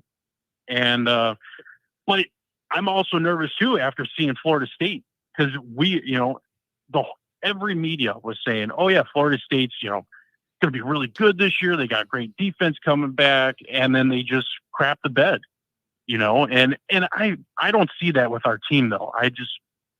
That question mark still is in the back of my head, man. I'm like, well, maybe there's a chance we lose by 10, 14 points, man. And I'm very anxious this week, man. I just want it to be game time already. Yeah, I know. It's going to be a fun one to watch. The only way that I see it being like embarrassingly bad as a final score, it isn't going to be the defense. I think it would have to be like a couple pick sixes and a special teams mistake, and they get like 21 points off BS. I don't think that's not even in my purview, because I don't think this Notre Dame defense will allow it. So it's just on the other parts to keep it all together, because if this Notre Dame defense is anything like anyone's talking about, you need to go in there and play really good football. Well, and like the other a couple callers before me was saying, you know, we made Caleb Williams look like a mediocre quarterback. And if we're doing that to the number 1 draft pick, yeah, I mean, what's stopping us from stopping a guy who's only had 2 starts or whatever it is? I saw a stat against Power 5 opponents. He was like 58% completion, 3 touchdowns to 2 picks. And then he only threw 14 passes against Auburn until he got hurt or something. And against Group of 5, obviously, you know, the stats were pumped up a little bit. But against Power 5, and I don't know what those Power 5 teams were, but I mean, we're no slouch on defense, man. Our defense should light this kid's day up. Man, light his butt. Oh, I hope so. Bring the house, 5, 6 people, crosses, mix, just make that offensive line just spinning in their head. Yep. Yeah. And dude, God dang it. I know. I'm just too excited. I know. It's going to be fun. The collective work output on all the Notre Dame fans as the week goes along is going to get lower and lower and lower as everybody just gets all like wrapped up in the game, and it's hard to concentrate. Like I just woke up and I'm feeling the tightness here, and I'm feeling the stress of all this and the anxiety, and we need answers, man. Anything else? Thanks for giving me a call. No, man. No, I'll be calling after the game for sure. I'll be calling, and hopefully it's a good call. Oh, man, I hope so too. I hope so too, man. I really do. Thanks for jumping in. Give me a call again. Have a good one. Man, what a good bank of callers today, man. It's not every day you get the priest that calls in. I mean, we covered all of our ground today, folks. And look we went long, but I don't care. When we're in game week and people are engaged and there's a bunch of callers, I don't mind going long. Everybody remember, it isn't official, but we're going to try and go live again tonight and try and get the Sports Illustrated crew and maybe a surprise or two on tonight. I'll post stuff on that on Twitter and on the community section here if we're going to go do that. If we're going to do that tonight. So I'll get with the people, see if there's a good time. That's kind of what I'm planning on. Stay tuned and look for that. But really, really good calls. Again, the donations, I appreciate. All of the nice chats, I appreciate it. The callers, you can't have a call-in show without the callers. So thank you to all of them. Everybody who donated, I appreciate. And really, special shout out to the A&M people that have been in here, have been really, really good. We had the caller a couple days sharing perspective from their side. Rick donating a lot of money for the cause, keeping the phone lines going. I really appreciate that. So really kind of classy moves from their fan base on this show this week. I got to give credit to everybody involved and all of you guys. So I really do appreciate it, everybody. Thank you. Stay tuned. Have a good one.